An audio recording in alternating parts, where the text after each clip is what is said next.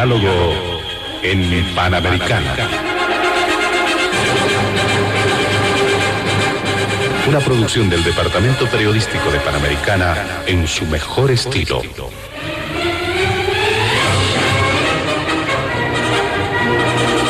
Entrevistas exclusivas sobre temas que crean expectativa general.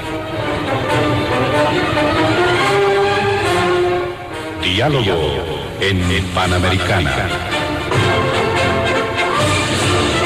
Los sábados al mediodía y cada domingo a las 8 de la mañana. Y en trasnoche a las 24. Quedan ustedes con el staff de periodistas de Radio Panamericana.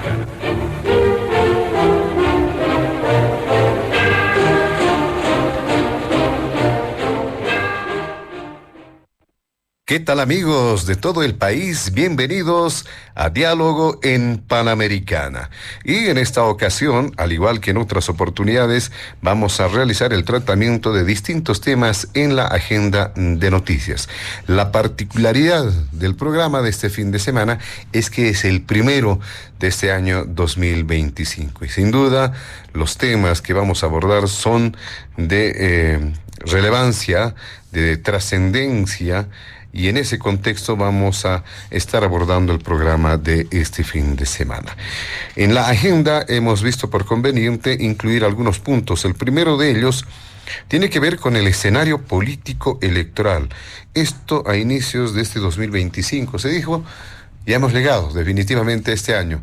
Va a ser eminentemente preelectoral, aunque no ha sido distinto.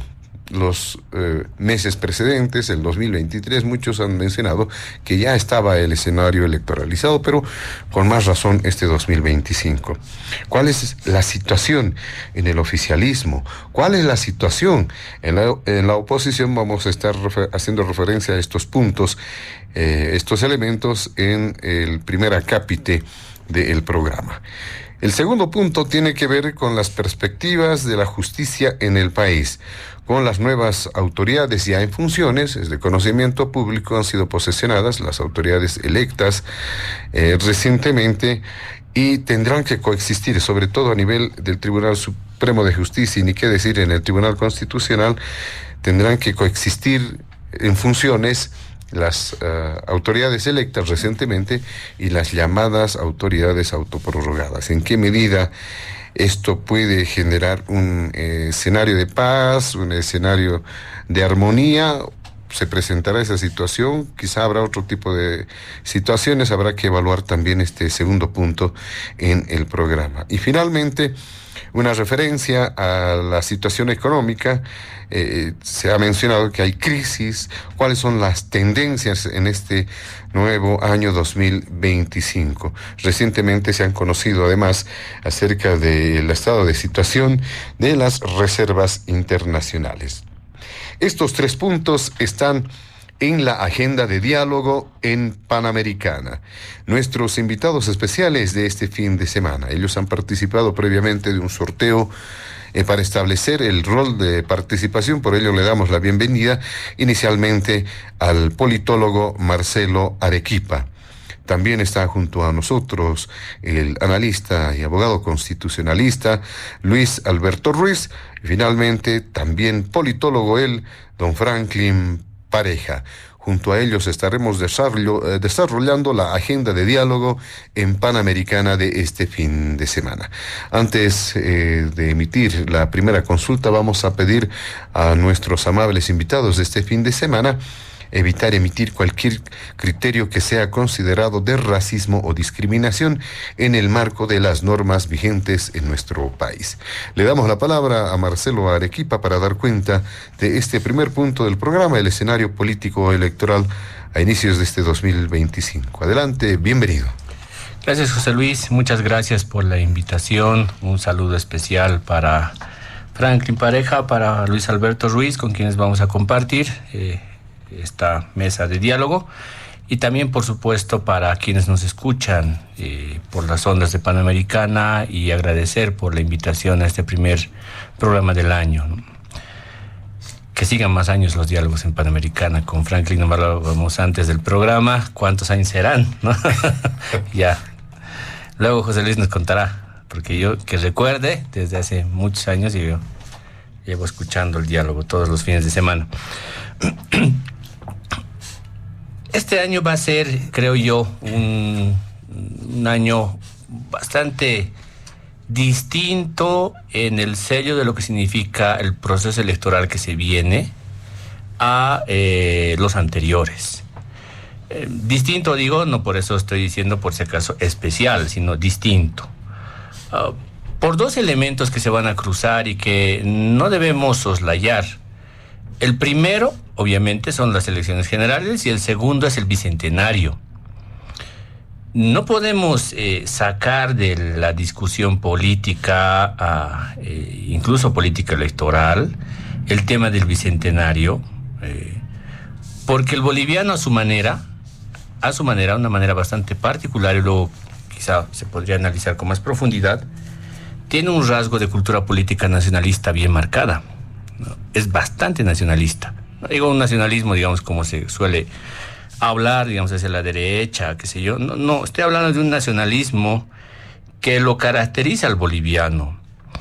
Entonces, por eso creo que, en realidad, el inicio del 2025, ya con un sello de un año electoral, y con la celebración del bicentenario, creo que para la buena noticia para la población, desde mi punto de vista ahí, es que se abre una ventana de oportunidad para que la disputa política a momentos se vaya a tornar algo esperanzadora, algo divertida, porque los candidatos, en buena medida, me da la impresión, si quieren ganar la atención del electorado, van a tener que plantearle un país a la gente más allá del 2025, es decir, más allá del bicentenario, cómo soñar una Bolivia más allá de celebrar el 2025, el 6 de agosto de este año.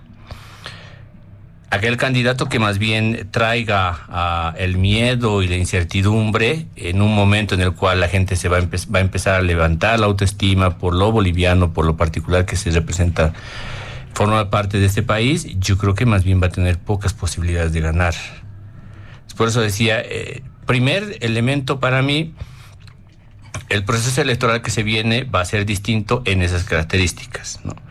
Segundo elemento, si uno revisa un poco la información estadística que hay en general de las candidaturas y los debates incluso que tienen ya los candidatos, las posiciones, de aquellos que han salido a hablar públicamente, uno lo que encuentra, a día de hoy es un escenario muy gris, ¿no? Muy gris, en el que no hay absolutamente ni un solo candidato que despunta por encima de todos los demás y que luego, por tanto, uno podría creer que ya ese candidato es casi inalcanzable, ¿no? No existe, creo, ahora mismo ni uno solo, ni en el oficialismo ni en la oposición.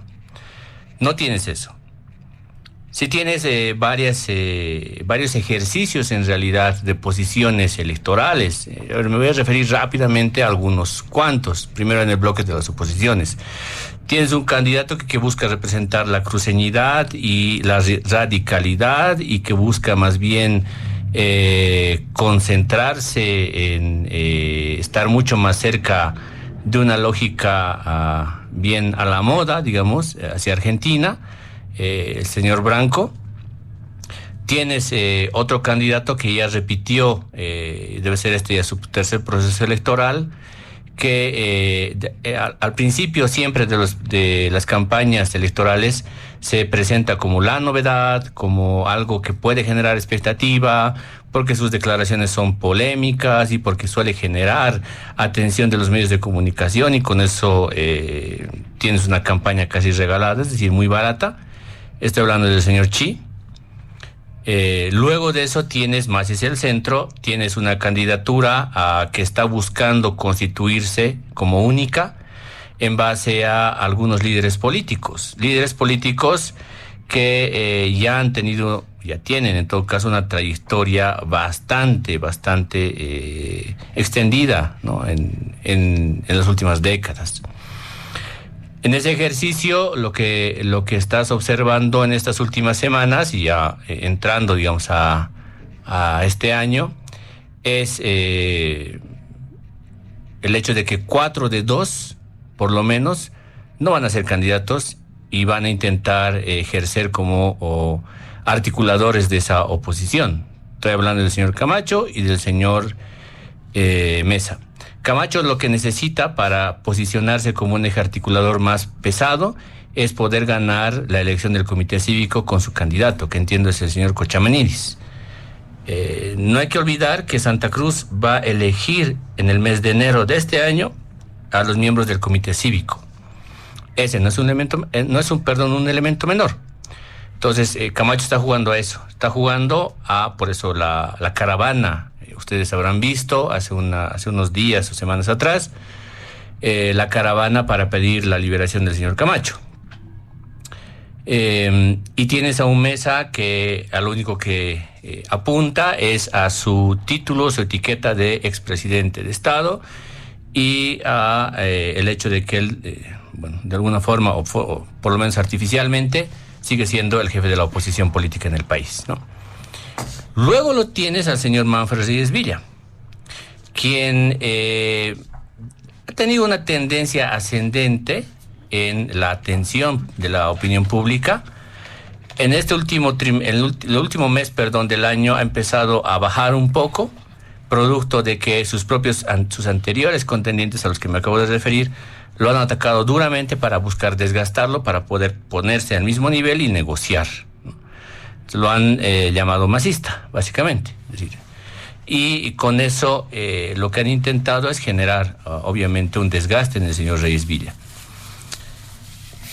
Yo no sé cuánto realmente al señor Reyes Villa le pueda beneficiar, por ejemplo, esta última posición que dijo el viernes pasado, respecto de que él no renunciaría a la alcaldía, siendo candidato a la presidencia, y pediría licencia sin goce de haberes. O sea, es decir, si en la eventualidad de que pierda la elección general, querría volver a su puesto en la alcaldía, ¿no? No sé si en términos ético y morales para ese sector antimacista eso quede bien, tomando en cuenta que gran parte de ese segmento poblacional reclama pues la idea de que alguien quiera mantenerse en el poder y quiera insistir en ese tema, etcétera, etcétera. Es decir, reclama más bien una vocación más arraigada en lo institucional y en el respeto, ¿no?, del funcionamiento de la democracia, ¿no? Entonces, no sé si van a aguantar muchos manfredistas o alguien que está más inclinado a votar por Manfred el hecho de que haya hecho esa declaración, ¿no?, que en términos éticos y morales no necesariamente es la mejor, ¿no? Un paréntesis sobre Reyes Villa. Reyes Villa básicamente está concentrado en Cochabamba. Cuando digo básicamente concentrado en Cochabamba, no estoy diciendo tampoco que sea demasiado poca cosa, sino en términos del padrón electoral, Santa Cruz ciudad, El Alto ciudad, La Paz ciudad y Cochabamba ciudad. Entonces, si se fijan, es el cuarto espacio territorial con mayor población electoral. No es menor, pero ese es básicamente su feudo, si quieren, para ponerle una palabra al lugar donde él tiene cierto monopolio de la intención de voto, ¿no? Ahí se acaba el mundo de la oposición política por ahora, ¿no? Por ahora, en la eventualidad de que en las siguientes semanas o meses aparezca algún otro precandidato. Y tienes al otro lado, que es el bloque masista, donde igual se suma a un escenario bastante gris, porque hay alguien ahí en el masismo que ha insistido desde el primer día que entra a Bolivia con una carrera electoral, que le ha costado muchísimo, entre errores, entre luces y sombras, ya en este último tiempo más errores que luces, y que ciertamente le ha costado y le está costando la posibilidad, ya no digo de ser candidato, sino de sobrevivir en la política boliviana, que es otra cosa completamente distinta, ¿no? Esa persona ya está anulada, es decir, estoy hablando del señor Morales, ya está absolutamente anulada de poder ser candidato. Su estrategia de decir que él es el único candidato y que él va a seguir siéndolo, simplemente por ahora es para tener vigencia política en el país y para, en la eventualidad de que él pueda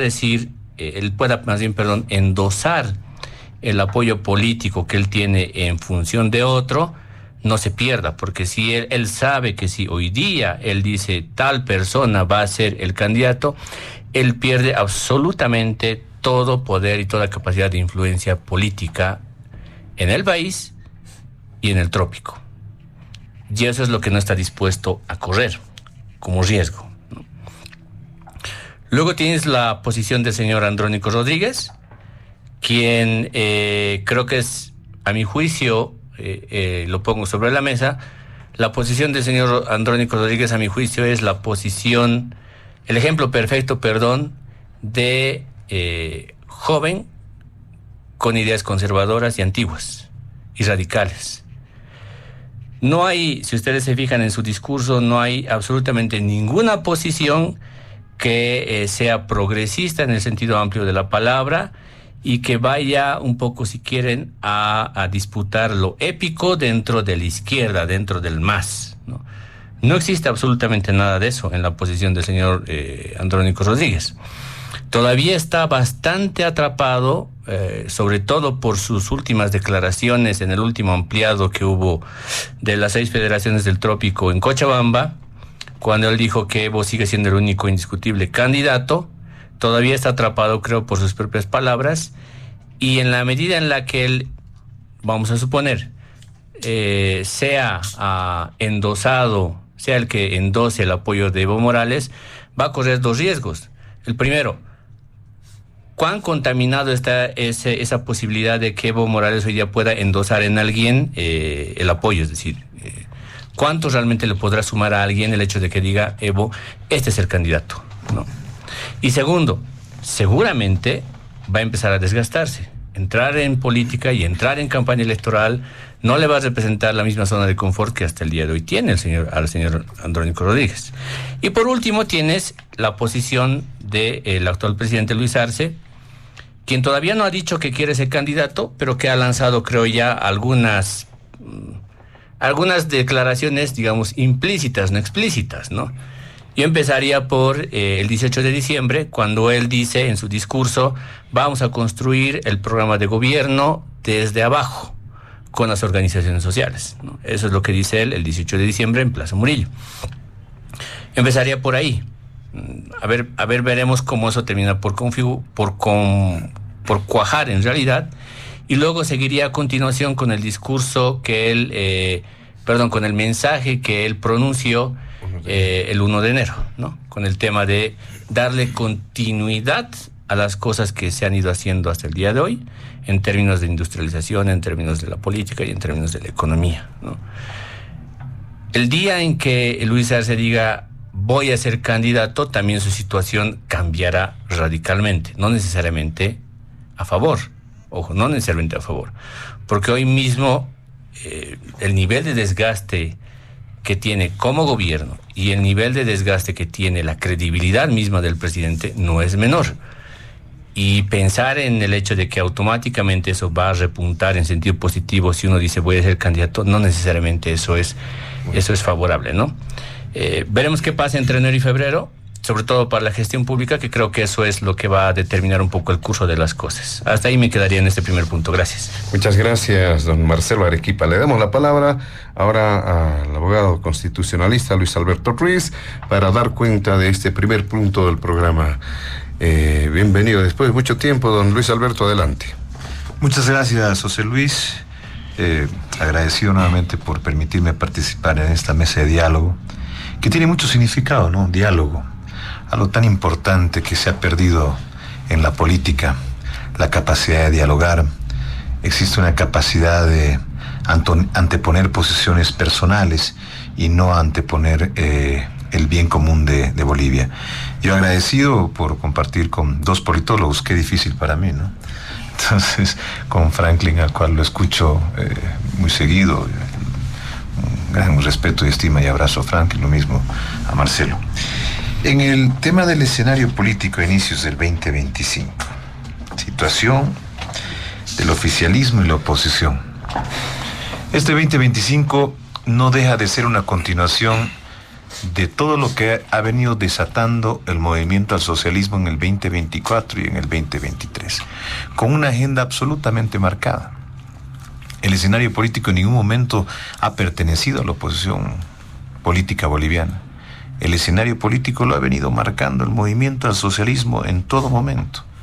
Desde los escenarios catastróficos que estuvieron a punto de ocurrir, no nos olvidemos del caso del golpe de Estado o alzamiento armado, que fue un hecho que no mucha gente lo lleva a la mesa de análisis, pero es un hecho trascendente, donde fue un mensaje absolutamente claro, políticamente hablando, especialmente para las Fuerzas Armadas. Para aquellas Fuerzas Armadas que veían algunas posibilidades en una descomposición política, en una descomposición económica del país, seguramente de recurrir a roles constitucionales. Después de eso, quien ha seguido marcando la agenda política a través del movimiento al socialismo en su ala evista, Evo Morales. Es imposible no poder hablar de Evo Morales en esta mesa. Un ciudadano que tiene la capacidad de ser el único ciudadano privilegiado en este país que tiene inmunidad, así como Superman, ¿verdad? Creo que hasta Superman le hacía daño a la kriptonita, este señor no le hace daño absolutamente nada. Puede hacer lo que quiere en el país y no le pasa absolutamente nada. Llevándonos, por supuesto, a un Estado constitucional fallido. ¿Por qué? Porque en su momento el gobierno pierde el control del territorio. Requisito sine qua non, por supuesto, para un Estado fallido. Entonces, sin que por supuesto, sin que el Estado fallido se haya llegado a concretar, por supuesto. Pero Evo Morales, a raíz de una cronología y una narrativa que cada vez fue en ascenso en la negativa de Evo Morales, pero siempre hablándose de Evo Morales, de Andrónico Rodríguez, hablándose del movimiento al socialismo en su conjunto. El movimiento al socialismo no sale de la escena política, ni del contexto, ni el manejo del escenario político en ningún momento. Y tampoco va a ser este 2025. A tal punto que en el único momento que el movimiento al socialismo deja de ser noticia, si usted quiere, y se convierte en noticia paralela, y se comienza a convertir en noticia paralela en contra del movimiento al socialismo, es la economía. Cuando el dólar comienza a ya no ser único, flexible, ¿verdad? Cuando el dólar ya no vale 6.96, ni 6.97, ni 7, y comienza a dispararse de un rato para el otro, después de algunos momentos que también son importantes analizarlos, lo ocurridos desde el oriente boliviano, como la caída del Banco Fácil. La caída del Banco Fácil nos venía a anunciar algo absolutamente grave, que no había dinero en el país, y que por supuesto se necesitaba meter mano a algunas bóvedas de algunos privados, por supuesto, para tener esos recursos. ¿Cuánto se habrá perdido en lo del Banco Fácil? Solamente los que están administrando, los que se llevaron, los que tienen, lo sabrán. Pero ese momento marca un antes y un después en la economía boliviana, porque a partir de eso ya se comienzan a cerrar los créditos, el Estado comienza a ser más restrictivo con las entidades financieras, comienzan a desaparecer los dólares, y ahí la economía por primera vez comienza a tomar el primer lugar en cuanto a la escena política, y comienza a mover los tableros políticos, y la economía comienza a sacar a nuevos personajes políticos, la economía comienza a generar a nuevos discursos dentro de la misma política. Por parte del gobierno nos comienza a decir que por supuesto todo lo anterior estaba mal en cuanto a lo político, hecho, economía, y ahí viene el dólar paralelo cuando llega hasta 15 en su momento máximo, en su pico máximo, y la ciudadanía por primera vez comienza a ver no opciones ni en el movimiento al socialismo ni en la oposición boliviana, sino en la necesidad del día a día de las bolivianas y bolivianos. En este escenario complejo, Evo Morales, y voy a empezar por el bloque del movimiento al socialismo, Evo Morales se convierte en el tubo de oxígeno del gobierno de Luis Arce Catacora. Y cuando digo en el tubo de oxígeno de Luis Arce Catacora, porque no nos olvidemos que hemos tenido diferentes paros y bloqueos. Estos últimos que hemos tenido en el país son los que han permitido por lo menos darle un mesecito más de respiro a la economía del gobierno. ¿Y por qué vamos a decir un mesecito más de respiro? ¿Por qué? Porque mientras se bloqueaba y no había diésel, no había combustible en los surtidores, ¿de quién era la culpa? ¿El gobierno de la economía o de Evo Morales? De Evo Morales, ¿verdad? Pero si era de Evo Morales, entonces no había por qué decirle al gobierno que no habían dólares para pagar. No había cómo poder pagar los hidrocarburos. bajo además una insistencia ciudadana sentada en una realidad para que el gobierno pueda llegar a tomar una decisión acerca de la subvención a los hidrocarburos. Una decisión que ha sido tomada en parte en lo político y ha ido cambiando el escenario político en el oriente boliviano, en parte en la ciudad de La Paz, en cuanto a los hidrocarburos, que también han jugado unos papeles muy importantes en el escenario político.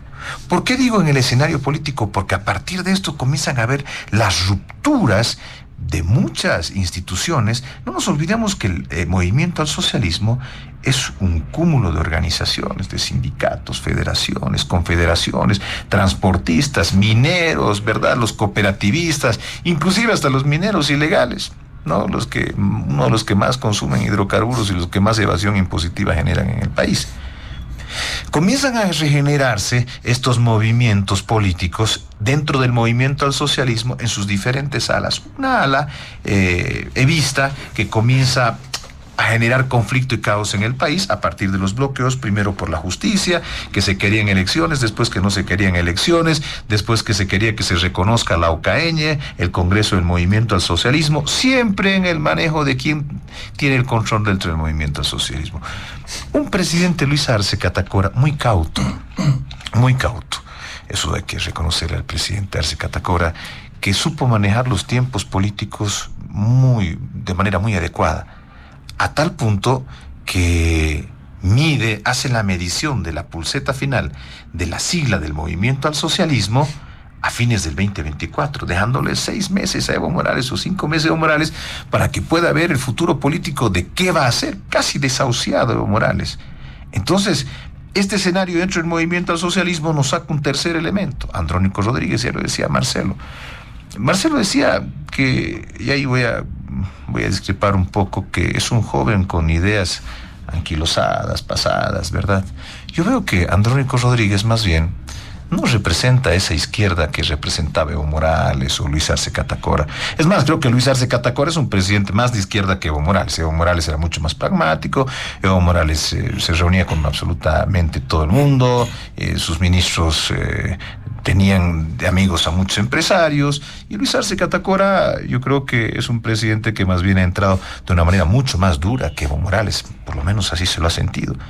Y Andrónico Rodríguez, lejos de estar cerca del pragmatismo de Evo Morales o de la ideología de Luis Arce Catacora, creo que en ese tratar de construir una personalidad propia se confunde y se pierde en el camino, y por supuesto se pierde entre derechas e izquierdas y no sabe en este momento qué hace o qué es lo que es.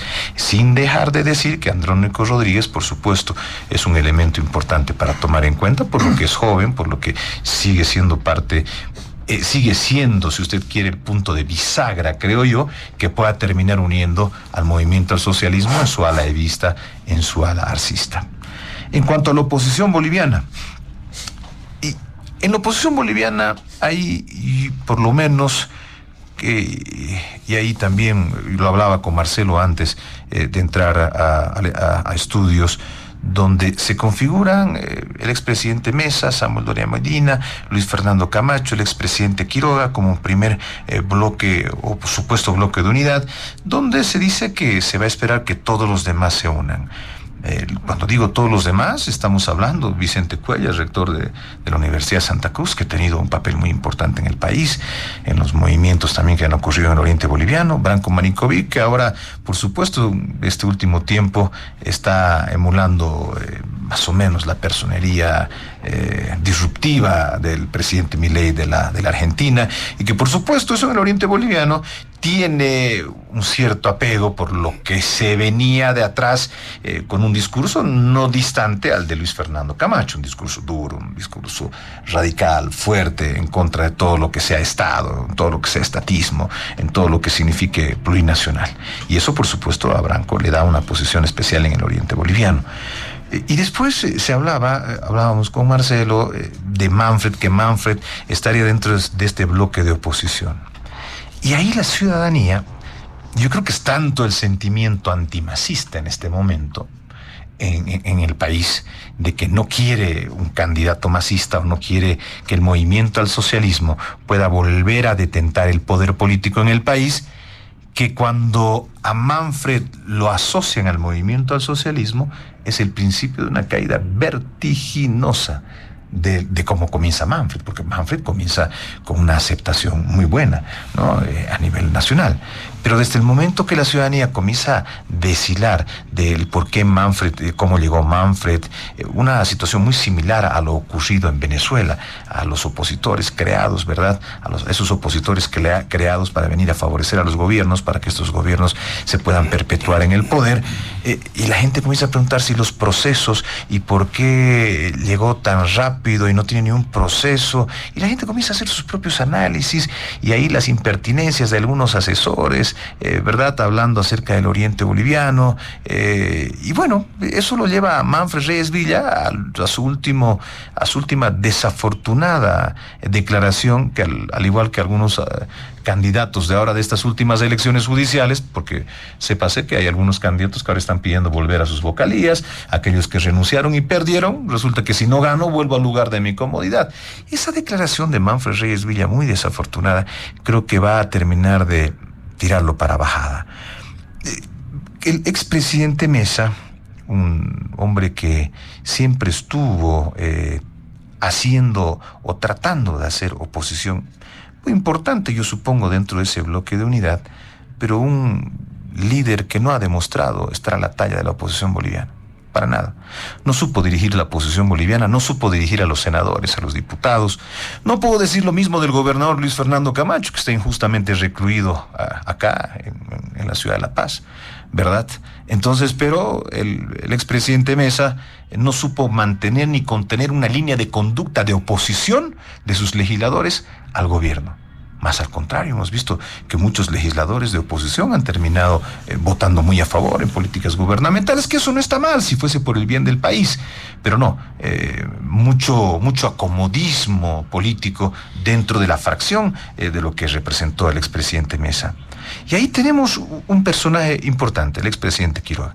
El expresidente Quiroga logra anclar esta vez en la política boliviana y especialmente en el oriente boliviano, porque en el oriente boliviano se tiene un sentimiento de qué se nos viene, qué va a pasar, porque el primer departamento que sufre y siente la necesidad de los hidrocarburos es el oriente boliviano. La falta de diésel es el oriente boliviano, la falta de los dólares es el oriente boliviano, sin dejar de lado el occidente boliviano, la parte de Oruro y demás, de las importaciones. Pero ¿qué pasó con el expresidente Quiroga? ¿Por qué llega a hacer ese clic, ese despertar en el oriente boliviano, y a partir de ahí él comienza a lanzar su campaña a nivel nacional? Porque en el oriente boliviano hay una forma de pensar, no de todos, pero sí muy diferente de la política a nivel nacional. Y es así que el expresidente Quiroga, con todo lo andado en Venezuela, en esa su defensa internacional, en su defensa en Venezuela y demás, que además en el oriente boliviano se siente mucho la política internacional y de lo que ocurre en los países, más que en el occidente boliviano, por supuesto, llega a anclar con la ciudadanía, y es por eso que el expresidente Quiroga da un salto dentro de la oposición boliviana y se pone dentro de los primeros puntos, de los primeros que puntean en las encuestas dentro de la oposición. No así Manfred Reyes Villa, y no lo considero como un candidato del bloque de la oposición, más bien lo considero como un candidato que trata de ver cómo va a llegar, a través de qué, del gobierno, de acuerdo inclusive con el ala evista, con el ala arcista, de cómo va a llegar a recomponer su candidatura, y dejándolos por otra parte, por supuesto el bloque se aleja de Manfred Reyes Villa, con algo muy, muy importante. Hay algo que no se está viendo, y con esto voy a concluir. No se está viendo todavía el bloque de los menores, el bloque de los chicos. ¿Y qué pasa con el MNR? ¿Y qué pasa con los demás partidos chicos? ¿Y qué pasa con los líderes mal denominados chicos? ¿Y qué pasa si estos liderazgos y estos partidos políticos chicos deciden generar un nuevo bloque, además apoyados por Samuel Doria Medina, porque Samuel Doria Medina no quiere quedar fuera del escenario político, pero tampoco quiere entrar dentro del bloque de unidad? Eso es una pregunta que creo que es importante hacérnosla en adelante para tratar de ver cómo se va a conformar el escenario del bloque de oposición rumbo a estas elecciones nacionales. Muchas gracias, don Luis Alberto Ruiz. Le damos la palabra a don Franklin Pareja en este primer punto del programa. ¿Cuál es su planteamiento, su evaluación? Adelante. Gracias, José Luis. Un saludo muy cordial a todos quienes tienen la gentileza de seguirnos este sábado a mediodía. De la misma manera, un saludo cordial a don Luis Alberto Ruiz y don Marcelo Arequipa, con quienes vamos a compartir estos minutos en diálogos, y a Panamericana, nuestro primer programa del año, así que sea en buena hora. Yo voy a partir desde una visión geopolítica que creo que es necesaria, porque en mi criterio estamos lejos de resolver los problemas del país desde una perspectiva local. Es decir, si pensamos que los problemas de Bolivia se van a resolver en Bolivia, eso es del siglo pasado. Hoy por hoy el mundo funciona en clave regional y la tensión dinámica de los articuladores de poder trascienden lo que son los países. En pocos días vamos a ver si Maduro en Venezuela asume el poder o si definitivamente Edmundo asume el poder. Ese es un punto gravitante para la política nacional boliviana. Los problemas de Venezuela no son problemas de Venezuela, son problemas de la región. Mientras estén estas dictaduras como Cuba, Venezuela y Nicaragua insertas en el circuito de producción de la corporación política transnacional, que más parece una asociación criminal que una organización política apalancada primero por el Foro de Sao Paulo, hoy denominado Grupo de Puebla, Foro de Sao Paulo, para que se entienda, agrupación u organización de partidos progresistas de izquierda, y Grupo de Puebla, organización que pues tiene en su seno referentes personales, expresidentes, en fin. Pero son exactamente el mismo plumaje. Una cosa deviene de la otra. Por tanto, hoy por hoy tenemos que entender que esta ya no es una pelea del barrio. Quien no tenga una trascendencia mayor en su visión desde la perspectiva política, particularmente opositora, porque el oficialismo ya lo tiene hace muchos años. El oficialismo está apalancado en la corporación política transnacional. Pero en el barrio quieren pelear como si fuera una pelea de barrio y por eso se ven siempre muy limitados, y yo creo que con una visión muy miope y de muy corto plazo. Comunidad Ciudadana actúa como comodidad ciudadana. Han tenido casi 4 años para hacer un partido político. Se supone que el señor Mesa era el referente opositor y tuvo que haber actuado como un verdadero opositor. Primero, se entiende o se sobreentiende que la cohesión interna de una organización política pues tiene que estar en función de una visión programática y tienen que tener además un liderazgo nato. Ni liderazgo ni visión compartida. Eran simplemente estos ejercicios denominados agrupaciones ciudadanas que tú sabes, José Luis, yo le he dicho aquí 1 y 1000 veces. Las agrupaciones ciudadanas son un fiasco, son un fracaso.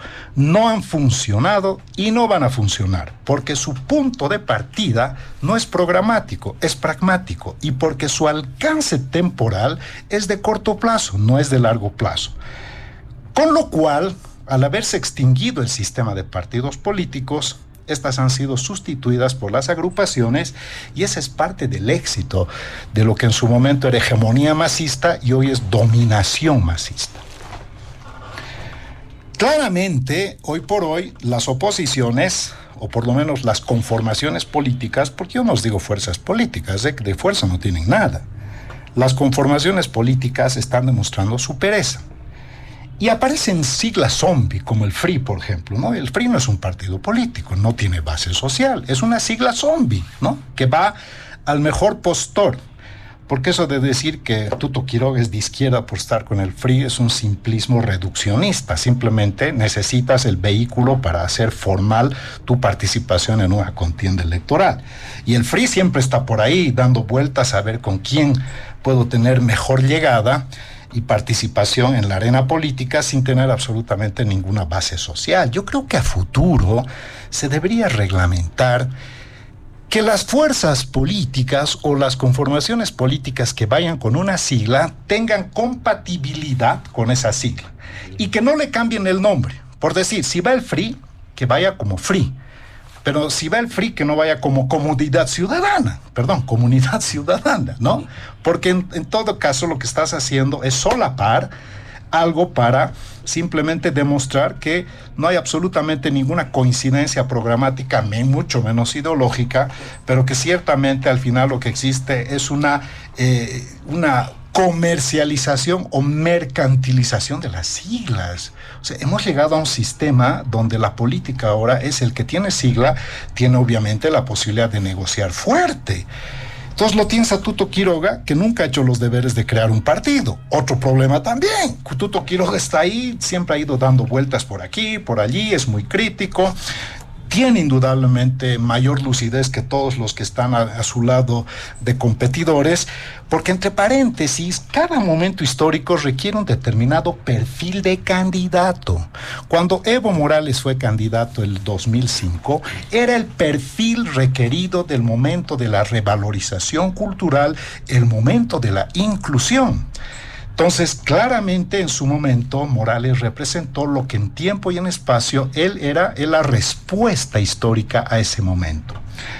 El momento de la ruptura, el 2019, Carlos Mesa representaba la reinstitucionalización del Estado. Pero ahora lo que se requiere es alguien que pueda resolver la crisis económica, que ese es el principal problema boliviano. Y entonces ahí tienes en el espectro de la oposición candidatos que tienen diferentes perfiles. Ni por asomo pienso yo que el señor Camacho tenga el perfil adecuado. De hecho, simplemente él es un, líder regional, porque él sí tiene un liderazgo regional, tiene base social en Santa Cruz, eso es real, y pertenece a un grupo económico importante. Eso le da un peso específico de corto alcance, pero real y genuino. Pero de que sea un gran gestor, ni como gobernador ha demostrado realmente tener pasta para eso. Don Manfred, el gran problema es si eso no es del MAS. Ese es el gran cuestionamiento. Pero pongamos el contexto a algunas cosas. Muchas autoridades en el país han terminado siendo cooptadas por su imposibilidad de poder hacer una gestión si no es en concomitancia o en obediencia o en correa de transmisión con el poder superior, que es el gobierno nacional. O sea, o te portas bien o te corto la válvula de recursos, que se llaman transferencias, o te portas bien, oye, te activo todos tus juicios. En esas condiciones, todos, absolutamente todos, terminan pues abdicando y sometiéndose. Esto no es una cuestión solamente a Manfred. Hay muchos alcaldes y muy conocidos que están actuando extrañamente de la misma manera, ¿no? Inclusive van a la Plaza Murillo, hacen ademanes, cosas así extrañas, cuando supuestamente la gente votó porque eran opositores reales. Hoy por hoy uno ve una especie de complacencia con el oficialismo. Dicho esto, quiero decir que la competencia hoy por hoy encuentra a un país en un estado de insolvencia. Y desde una visión urbanocéntrica, clase mediera, nosotros pensamos que en el imaginario popular está bien instalado ese tema de que hay una violación sistemática de la Constitución. Yo creo que a la población, a pesar de que realmente es inefable esto, no es realmente motivo de su gran preocupación. También muchos dicen, ¿no? Evo Morales es un supuesto, porque está en proceso de investigación, hay que ser respetuosos con el debido proceso y no ser como ellos mismos, ¿no? Pero aparentemente el hombre está en una investigación cuestionado por delitos de estupro. Pero ¿a quién le llega realmente esto? ¿A toda la base social? Cuando se hacen estudios de uno y otro, de otra casa encuestadora u organización, ves que Morales sigue arriba, a pesar de todo su deslave, desprestigio, desgaste, está abrumadoramente superior que el actual presidente, que dicho sea de paso, creo que es el peor presidente que hemos tenido desde la recuperación de la democracia, pero eso no significa que sea tonto. O sea, una cosa es que sea pésimo presidente, pero de tonto no tiene un pelo, ¿no? Porque lo ha despojado a su líder de su partido, de su sigla, de su candidatura, de su jefatura, es decir, lo ha destronado al hombre que ha encarnado este proceso llamado revolución democrática y cultural. ¿Cómo se llama eso? Eso le llaman traición en algunos lugares.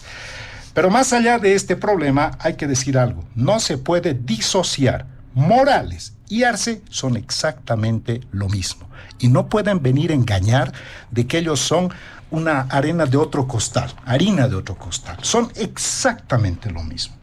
Pero el arquitecto de esta debacle nacional es Evo Morales. El arquitecto de este desastre es Evo Morales. El violador serial de la Constitución es Evo Morales, ¿no? Y la continuidad que le ha venido o ha venido en clave recargada ha resultado igual o peor que Evo Morales, ¿no? Pero la matriz es él. Obviamente él fue el arquitecto, pero al margen del arquitecto hay un ideólogo, y el ideólogo era García Linera. Porque hablemos las cosas claras, Morales no deviene de la izquierda, ni mucho menos. Morales era un dirigente sindical cocalero. Él no era representante de los indígenas de Bolivia. Hubo un momento en la historia de Bolivia donde en tierras bajas estaba Alejo Vélez, en tierras altas estaba Felipe Quispe-Malcu, y en el Chapar estaba Evo Morales. Como tenía una estructura poderosa, además con recursos económicos, donde había disciplina sindical. ¿Por qué? Porque devienen pues del movimiento minero. Entonces Morales indudablemente asumió un rol protagónico y un peso específico muy potente, y finalmente terminó constituyéndose como el luchador de la clase indígena nacional, una impostura que hasta el día de hoy sigue siendo inoculada en la población para mantenernos polarizados, para mantenernos confrontados, donde este discurso no ha sabido asimilar y materializar, y mucho menos catalizar, ninguno de estos opositores. Entonces, voy cerrando, querido José Luis.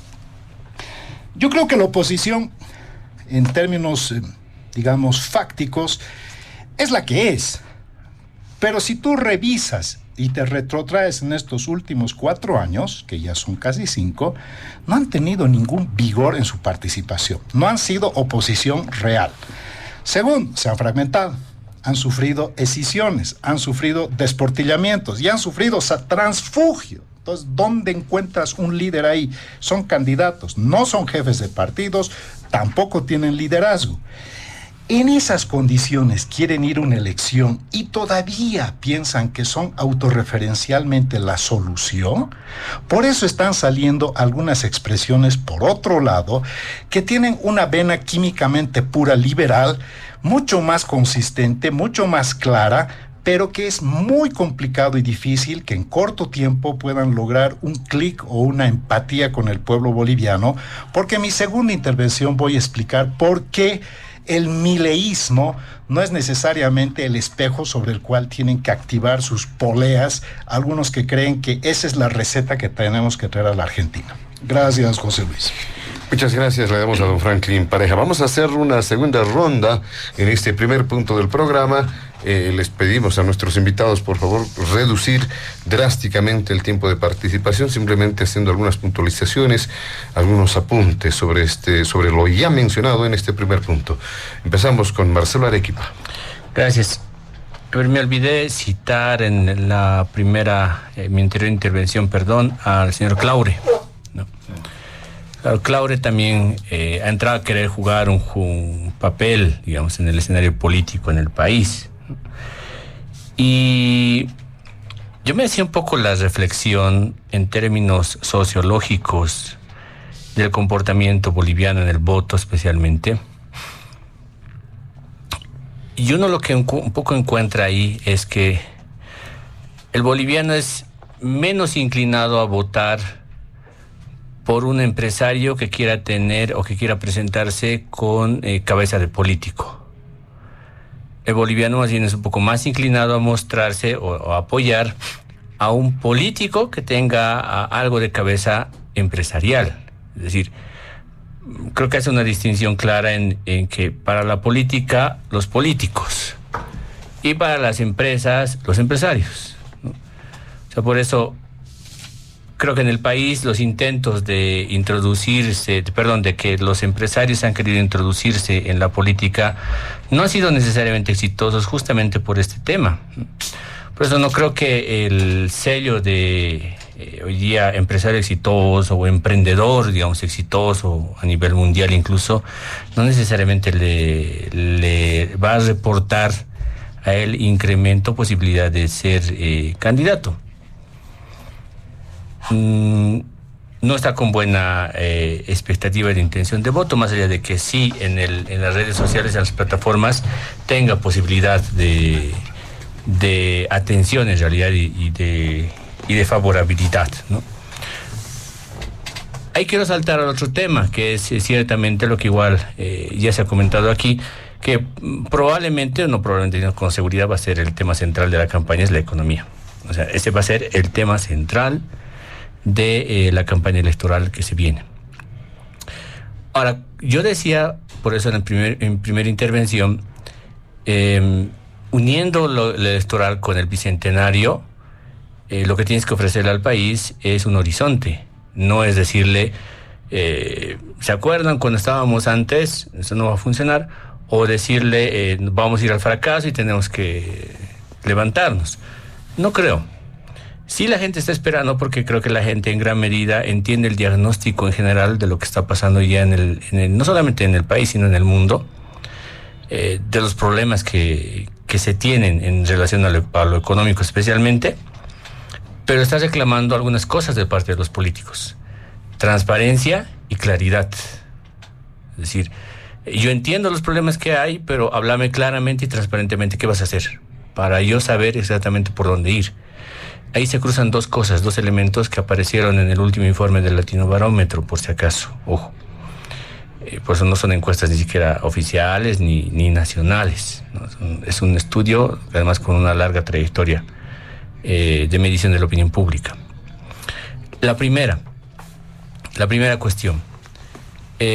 Bolivia, su sociedad, la sociedad boliviana es una sociedad más inclinada a estar de acuerdo con medidas radicales, medidas extremas, o medidas, como ellos mismos las denominan, gradualistas o progresivas, como yo las denomino. Lo segundo, la sociedad latinoamericana, en general, es una sociedad más inclinada hoy día al gradualismo, no al radicalismo. Entonces esto ya debería darnos una pauta de cómo poder incursionar en el comportamiento electoral del boliviano hoy día, en un escenario en el que la gente no está dispuesta al radicalismo, es decir, no quiere ir por ahí. En gran medida esto se entiende no porque seamos una sociedad pasiva. Y hemos vivido un trauma muy fuerte hace pocos años atrás, el COVID. O sea, yo creo que lo de la pandemia, casi global, casi mundial, nos ha marcado, y mucho. Nos ha marcado como un antes y un después. Entonces el comportamiento en general del latinoamericano hoy día no está programado la idea de ir por medidas extremas, sino más bien por medidas gradualistas. Ese es un escenario sobre el cual creo los políticos hoy día, en relación a las medidas o a los anuncios electorales, van a tener que inevitablemente que navegar. Y el otro componente, para cerrar esa intervención, sin duda tiene que ver con el plano o con el enfoque de la renovación, donde la gente realmente sí está pidiendo que haya actitudes radicales y de shock, si quieres, o sea, medidas de shock, no en la economía, en los políticos. Es decir, el comportamiento de los políticos tiene que ser absolutamente diametral al que hasta el día de hoy presenciamos los bolivianos. Los políticos tienen que hacer shock en su propio comportamiento, en su propia forma de relacionarse con la población. No, los políticos tienen que proponer medidas de shock a la población. No va por ahí. Entonces, es un escenario complejo. Todavía para mí es un escenario bastante gris.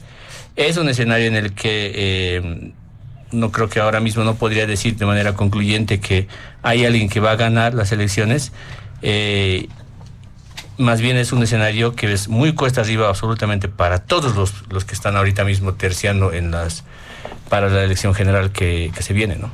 Muchas gracias, don Marcelo Arequipa. ¿Qué dice entre sus puntualizaciones don Luis Alberto Ruiz? ¿Qué elementos se deben destacar? A ver, hemos hablado del bicentenario y otros temas. Es verdad que nuestra sociedad es una sociedad electoralmente sentimentalista, ¿verdad? Nos meten pequeños conceptos, y que el bicentenario es importante, y que esto, y que la bandera, y que una otra cosa, y nos venden un falso nacionalismo y una falsa identidad en el país, en en ese mercantilismo político que nos llevan, por supuesto, a tomar decisiones equivocadas. Por lo menos así ha sido en el pasado. ¿Usted cree que a las bolivianas y bolivianos le interesa cómo vamos a llegar al bicentenario? La gente está preocupada si va a llegar al bicentenario. Si no va a tener que vender su casa, hipotecar su auto, empeñarlo. Si le va a alcanzar si el profesor, la profesora, su sueldo le va a alcanzar para poder llegar a su núcleo escolar. Por Dios. Lo que se vive en las calles, las bolivianas y bolivianos, están por primera vez después de mucho tiempo dentro de este oscurantismo político el que nos ha llevado el movimiento al socialismo junto con Evo Morales. Lo que muy bien decía Franklin, esa destrucción del sistema de partidos políticos. Esa destrucción del sistema de partidos políticos nos ha llevado a un embrutecimiento de la clase política y a un oscurantismo en la sociedad, porque no nos permitían ver ni pensar mucho más allá. Me acuerdo cuando por ahí Álvaro García Linera decía que el empresario tiene que quedarse empresario y no puede hacer política. Bueno, ahora el empresario se debió dar cuenta o que se mete a hacer política o se mete en política, porque la política sí se mete con el empresario. Y sí se mete con sus tierras, y sí se mete con sus empresas, y sí se mete con absolutamente todo. Y por contrapartida, estás viendo una sociedad mucho más educada políticamente. Es increíble lo que yo veo. Yo no veo esa sociedad gradual que algunos ven. Yo veo una sociedad más bien con gritos de radicalidad. Y con gritos de radicalidad de cambio, no con gritos de radicalidad en las posiciones políticas. A la gente le está importando absolutamente poco si se llama Free, si se llama MNR, si se llama Más, porque ha resultado exactamente lo mismo. Exactamente lo mismo. Los comportamientos han sido absolutamente iguales. No han sido diferentes ni diametralmente opuestos, para nada. Ni siquiera en el discurso.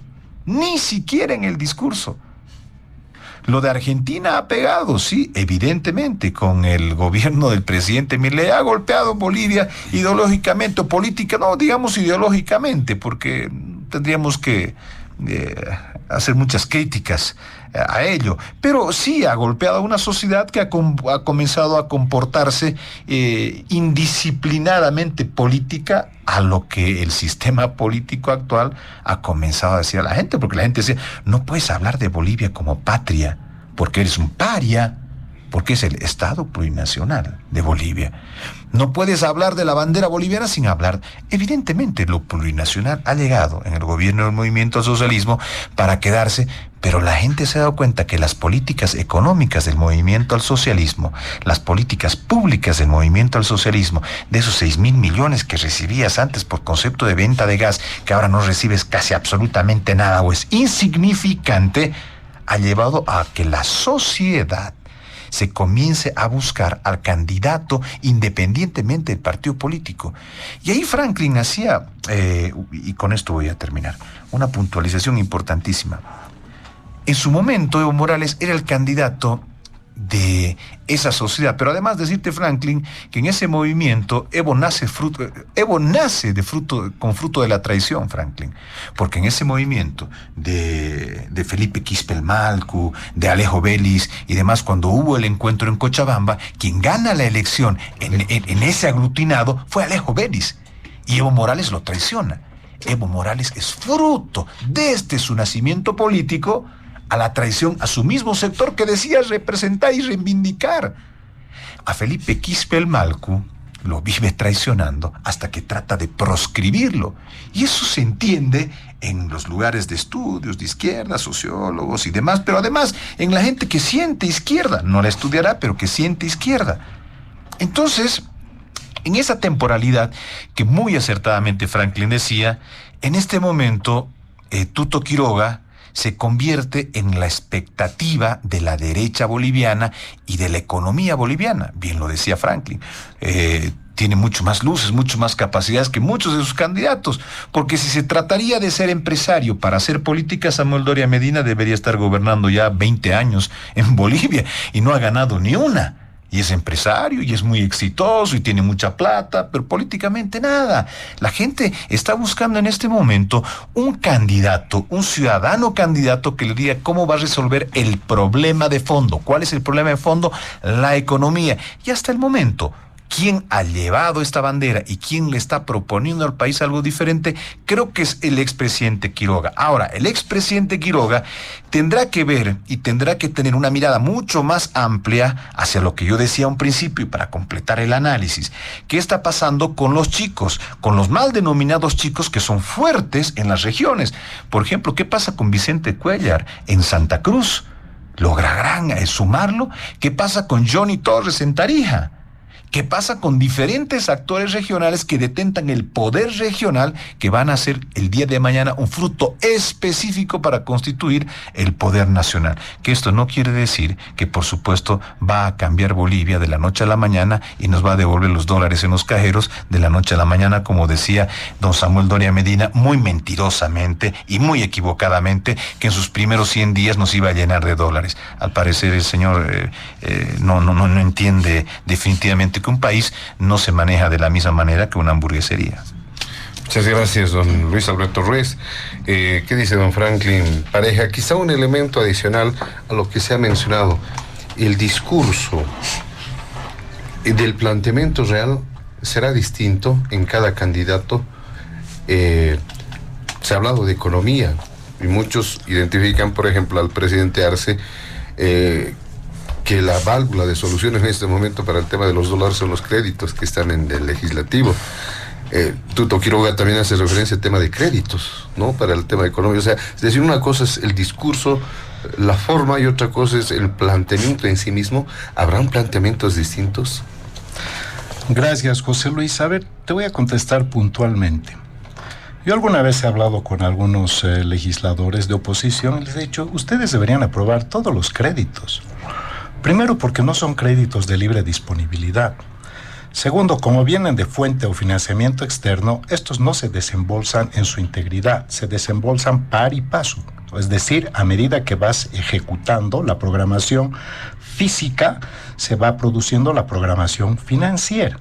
Es decir, si se aprueba un crédito de $800 millones, no va a llegar los 800 millones a la caja. El financiador te va dando en función de la ejecución. Entonces tú le apruebas y tiene objeto específico y tiene lo que se llama la supervisión, porque cuando contratas una obra de inversión, tienes que tener también la contratación de la supervisión. Por tanto, eso de que los créditos van a ser la salvación, yo les he dicho a los opositores en algunas charlas, oigan, no sean tontos, apruébenles. Eso va a demostrar que el gobierno no puede salir de este embrollo y que todo le echa la culpa que la Asamblea le bloquea los créditos. Además que los créditos son algo inmoral, ¿no? Porque estamos endeudando a las generaciones futuras. Pero bueno, con este tipo de oposición indudablemente es poco probable que se pueda hacer algo. Entonces no va por ahí, ¿no? Más bien el presidente tiene la gran excusa de decir, me están bloqueando desde la Asamblea Legislativa, cuando no es así. Pero como la oposición no entiende de que al final, más bien aprobando estos créditos, quizás puedas descongestionar un poco la ejecución de la inversión, cosa que también es importante para las políticas públicas. Entonces se convierte en una batalla de decirle, no te voy a soltar ni un peso.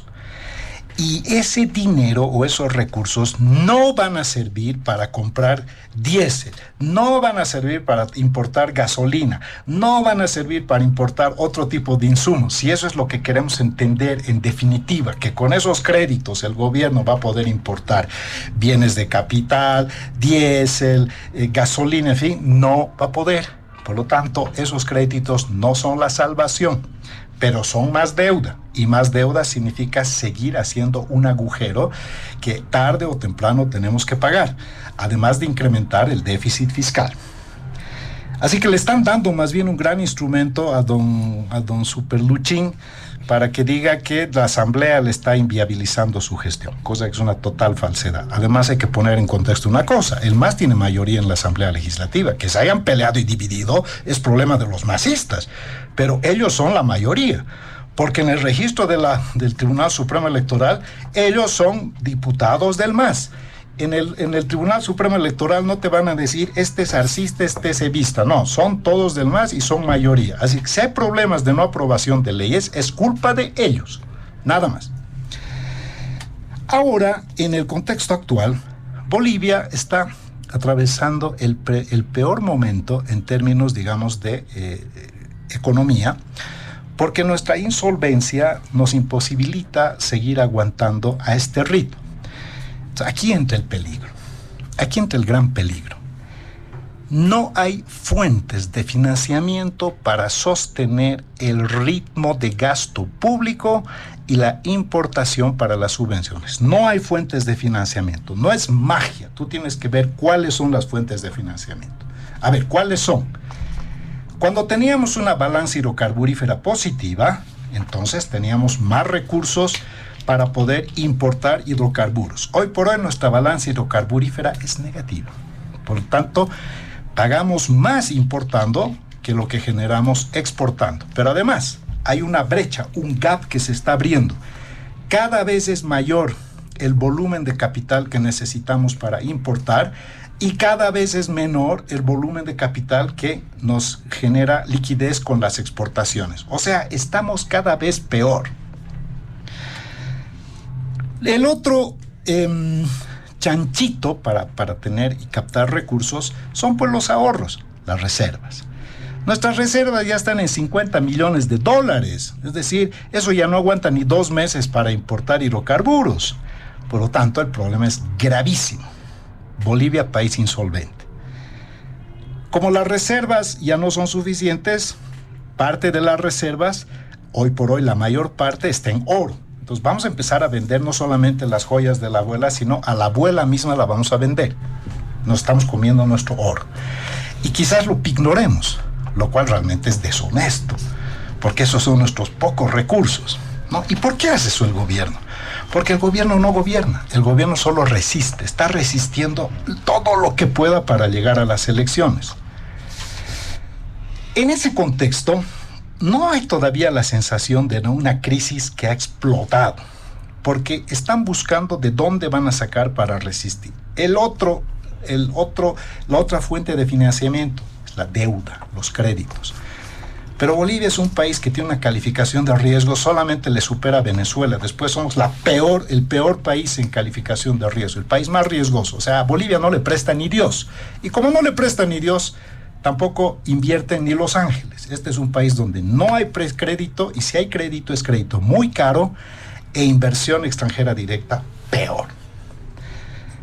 Los créditos, chao. Los DEX, ¿no? Que son los derechos especiales de giro, por lo que le han metido a la cárcel o le han hecho un proceso a Yanina Áñez, pues este gobierno devolvió inicialmente un acuerdo que ya financió el gobierno de Áñez, lo devolvió porque ¿cómo nos vamos a gastar esto del FMI? Resulta que ahora se lo han trucidado absolutamente todos los DEX. Las remesas han caído, pero además las secuestran, porque lo que mandan de fuera, ellos agarran las divisas y les devuelven en bolivianos, o sea, corralito. Y finalmente, ¿qué más? ¿Dónde más puedes buscar? La gestora. Ahora ya has visto, ya han autorizado emitir 2.000 o creo que 3.000 millones de dólares de bonos. Y como nadie le compra bonos a este país insolvente, inseguro, ¿quién compra? ¿Quién ha comprado el año pasado? La gestora. Porque esa gestora ya no es nuestros recursos privados administrados por una organización pública que hace lo que le da la gana, poniendo en riesgo todo el sistema de jubilación porque el ahorro individual está en riesgo. En esta configuración, ¿qué proponen los candidatos? Ahí está el punto central. Necesitamos propuestas. Como la parte de la violación constitucional, que es la destrucción de la institucionalidad constitucional, no forma parte de la preocupación del imaginario. Como el estuprador pareciera que no pega realmente en la ciudadanía, excepto en algunos estratos clase medieros urbanocéntricos.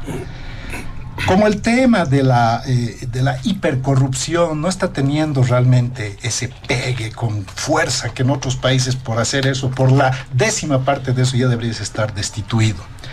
Entonces la economía. Y por eso la economía es el pivote de la oferta programática, y el perfil del candidato tiene que estar adecuado al tiempo y al requerimiento del momento. Entonces, hay candidatos que no tienen el perfil para este momento y hay otros que sí. Pero voy a cerrar este punto con esta reflexión personal. La unidad es imperativa en términos aritméticos, porque si no ganan con un piso de 40%, están fundidos, son un gobierno inviable, si es que no es el MAS. Y el MAS sería una oposición tremendamente cohesionada y durísima y destructora. Entonces, si se van a unir, tienen que hacer números. 40% es el mínimo de base que tienen que aspirar. Si están yendo a la elección y uno tiene 20, el otro 25, están yendo al desastre, ¿no? Están yendo al desastre. Y parece que quieren ir al desastre. Entonces ya se verá. Eso ya lo dejo a ellos, a los políticos opositores. ¿En qué debería consistir una unidad a diferencia del pasado? Que la unidad ya no se puede constituir en base a un loteamiento del Estado botín. El que esté mejor apuntalado tiene que ir con libertad total de acción. Eso es, si estos dicen que primero está el país, la patria o los intereses, el punto central no radica en firmar un acuerdo de unidad, sino en dejar que el próximo que vaya tenga la capacidad de accionar desde la cosa pública, desde las reformas institucionales, desde las reformas constitucionales para transformar este país. Y por eso la unidad requiere un acuerdo programático, porque se tienen que poner de acuerdo programáticamente en qué es lo que están todos empujando. Pero si este es un acuerdo pragmático, va a fracasar rotundamente, y el retorno recargado de esta visión estatista va a volver, pero va a volver furibunda, porque el próximo gobierno tiene que hacer las reformas de sentido común. Neoliberalismo le llama. Oye, después de este desastre estatista, es natural que tiene que venir otra corriente que es liberal. Pero como tienen miedo a hablar de liberalismo, por eso están empezando a surgir voces químicamente pura liberales, que no hay que descartarlas. Yo te digo, quizás no para el corto plazo, pero son las que están empezando a hablar las cosas con claridad. Y no me refiero a Branko Marinkovic, que creo que él no forma parte, aunque esté cercano a Milei. Creo que el mileísmo no necesariamente está muy empático con esta corriente. Primero, ¿por qué? Rapidito. El mileísmo. Milei tiene un pasado limpio. Gran diferencia con muchos candidatos. Milei es rupturista, no es acomodaticio. Milei apuesta por la competitividad, no apuesta por los empresarios que hacen negociados con el Estado. No, él no está con esos. Cuidado, muchos creen que aquí Milei es proempresa. No, Milei es proempresa competitiva, productiva, no es proempresa corrupta, coimeadora. No va por ahí. Entonces, que no se equivoquen. No hay una correlación mecánica entre Milei fascista. No, Milei es institucionalista. Para muchos ignorantes que creen que Milei es un fascista, en realidad Milei es un institucionalista. No hay que confundirse, José Luis. Muy bien, muchas gracias, don Franklin Pareja. Vámonos al segundo punto de diálogo en Panamericana. Y este tiene que ver con el tema de la justicia. Es de conocimiento público que el pasado 2 de enero se han posesionado a las nuevas autoridades judiciales, y la pregunta ahora es cómo va a funcionar el órgano judicial, el Poder Judicial, que dicho sea de paso está conformado por el Tribunal Agroambiental, el Consejo de la Magistratura y el Tribunal Supremo de Justicia. El Tribunal Constitucional no forma parte del órgano judicial, pero es el lugar donde más problemas se van a presentar seguramente, porque tienen que coexistir autoridades recientemente electas y las llamadas autoprorrogadas. ¿Qué irá a suceder, don Marcelo Arequipa? En este tema creo que buena parte de la responsabilidad por el hecho de que no hayamos llevado adelante elecciones judiciales hace bastantes meses atrás, año y medio más o menos, corresponde pues a todos los miembros de la Asamblea Legislativa, absolutamente todos, tienen su cuota parte de responsabilidad. Primero, en el sentido de no haber cumplido con el mandato constitucional que tenía que haber sido realizado ya con anterioridad. A pesar de todo, con un camino bastante atribulado y con bastantes problemas, se llevó adelante una elección judicial parcial, no total, no completa. Y ahí yo quiero hacer un apunte que me parece que es importante.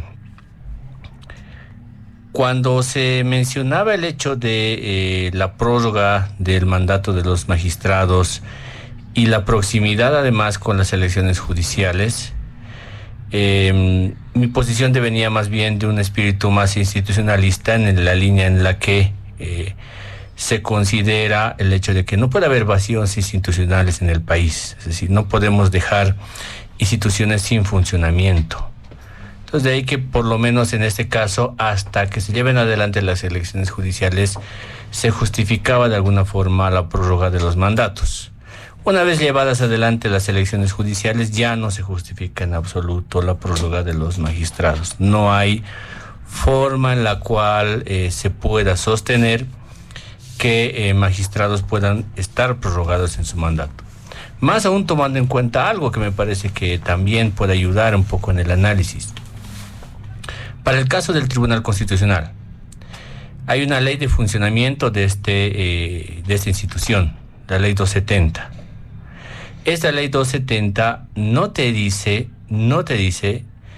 el número mínimo de magistrados del Tribunal Constitucional que debe tener para que funcione su sala plena. No existe eso. No habiendo eso, y habiendo tenido, si la memoria no me falla, 4 magistrados ahora elegidos, los nuevos, posesionados, el Tribunal Constitucional debería funcionar con esos magistrados. Todos, pero absolutamente todos los magistrados que han estado prorrogados en su mandato hasta ese momento, tienen que cesar en sus funciones.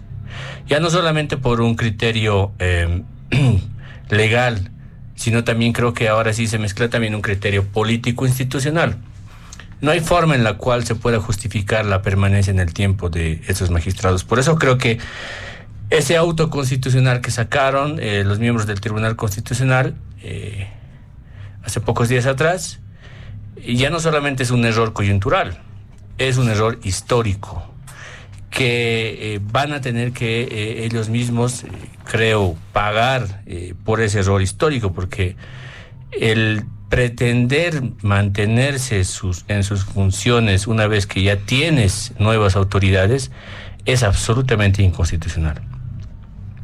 Ahí sí creo que hay una suerte ya, si quieren, para poner la palabra más politológica o política, en todo caso, hay un golpe institucional de parte de los magistrados.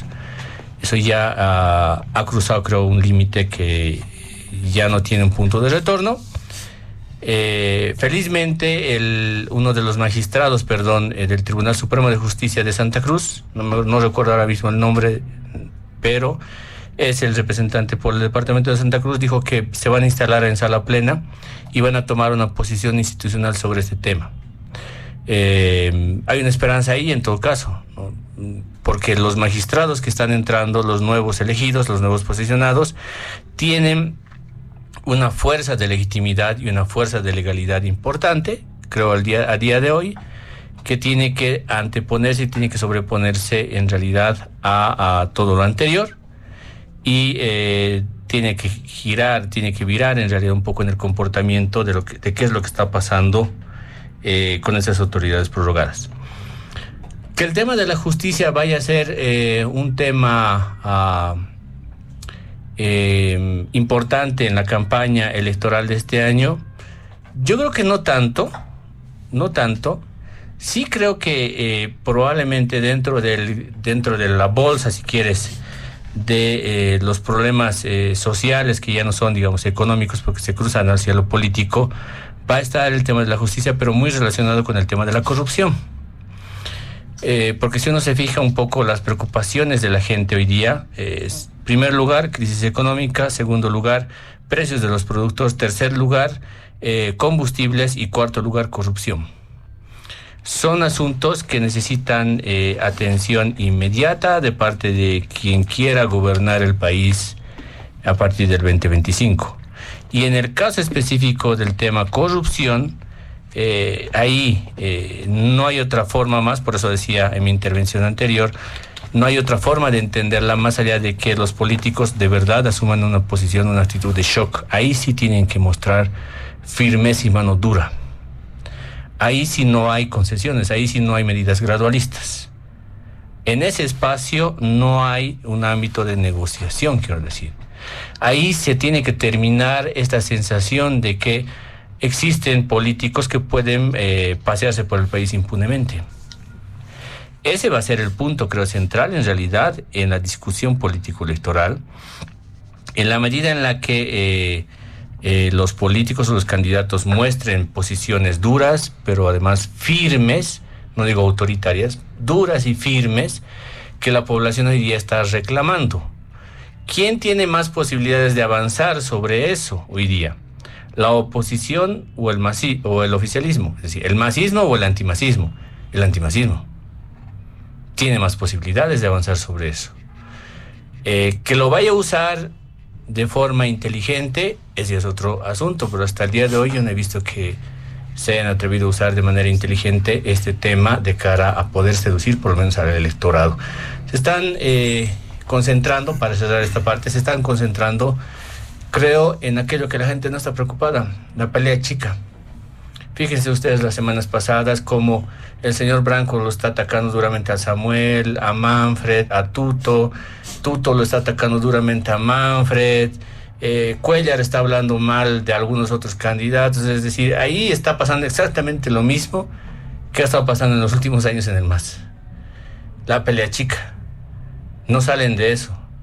Y en la medida en la que sigan concentrados en eso, creyendo que desgastándolo al otro que está más arriba, eso les va a permitir a ellos poder tener mayor intención de voto, y solamente con eso y con el incentivo de poder ganarle hoy día al MAS, van a poder conquistar la presidencia. Creo que es un error histórico que otra vez va a seguirse repitiendo. Gracias. Muchas gracias, don Marcelo Arequipa. ¿Qué dice Luis Alberto Ruiz en este segundo punto, el tema judicial?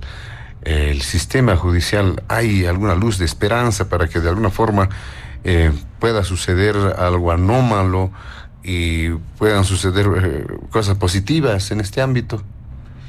Mire, José Luis, yo soy muy respetuoso de la Constitución Política del Estado y lamentablemente somos el primer país en tener el bochorno de elecciones judiciales en el mundo. Y existe un segundo país, un subcampeón del bochorno, México. Entonces, en esta posición de decir vamos a democratizar la justicia, oigan, la justicia no se democratiza. ¿Cómo les vamos a democratizar la justicia? Nos vamos a reunir entre varios amigos y vamos a decir quién es culpable, quién es esto. O sea, los políticos van a comenzar el partido que tenga mayoría parlamentaria. ¿Qué es esto? Lo que estamos viviendo hoy en día es terrible. Siempre he dicho, estoy en absoluto desacuerdo, pero está en la Constitución Política del Estado. Ojalá sea la última vez que Bolivia va a votar, y va a votar por autoridades judiciales. Esperemos que estas nuevas autoridades judiciales, por supuesto, le den eso que la gente pide: justicia. ¿Y sabe qué? No es esa justicia que dicen hay que luchar contra los corruptos, que los políticos corruptos. Nadie quiere a los corruptos. Pero ¿sabe a lo que la gente le teme? A un juez corrupto, a un fiscal corrupto, a un juez que esté atento al teléfono político, y a un fiscal que esté atento al teléfono político. Porque además la clase política ha venido socavando el órgano judicial y la justicia en el país.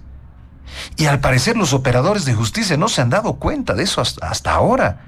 Primero los usan y después dicen, no, juez corrupto, hay que meterlo preso. El político corrupto, diciéndole juez corrupto al juez que lo llamó para pedirle el favor, para que falle de un color azul, celeste, azul clarito, rosado, amarillo, rojo, no lo sé.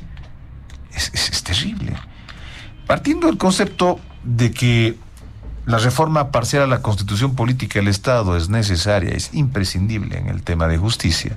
Y ojalá estas actuales autoridades judiciales trabajen y el momento cuando concluyan su mandato, primer punto, decidan no quedarse ni un día más allá de su mandato constitucional y no hagan analogía de lo que están haciendo ahora con sus colegas autoprorrogados, que van a tener que coexistir, y después voy a decirle el por qué.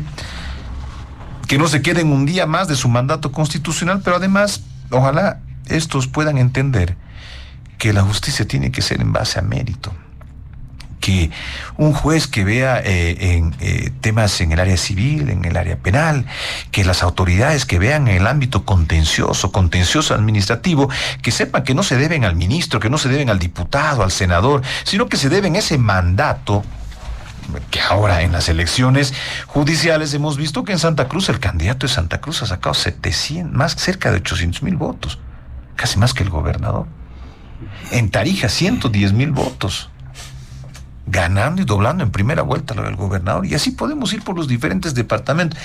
¿Qué legitimidad que les ha dado la gente? Ahora diremos una legitimidad porque va en contrasentido, ¿no? No estás de acuerdo con las elecciones, pero además estás hablando de legitimidad.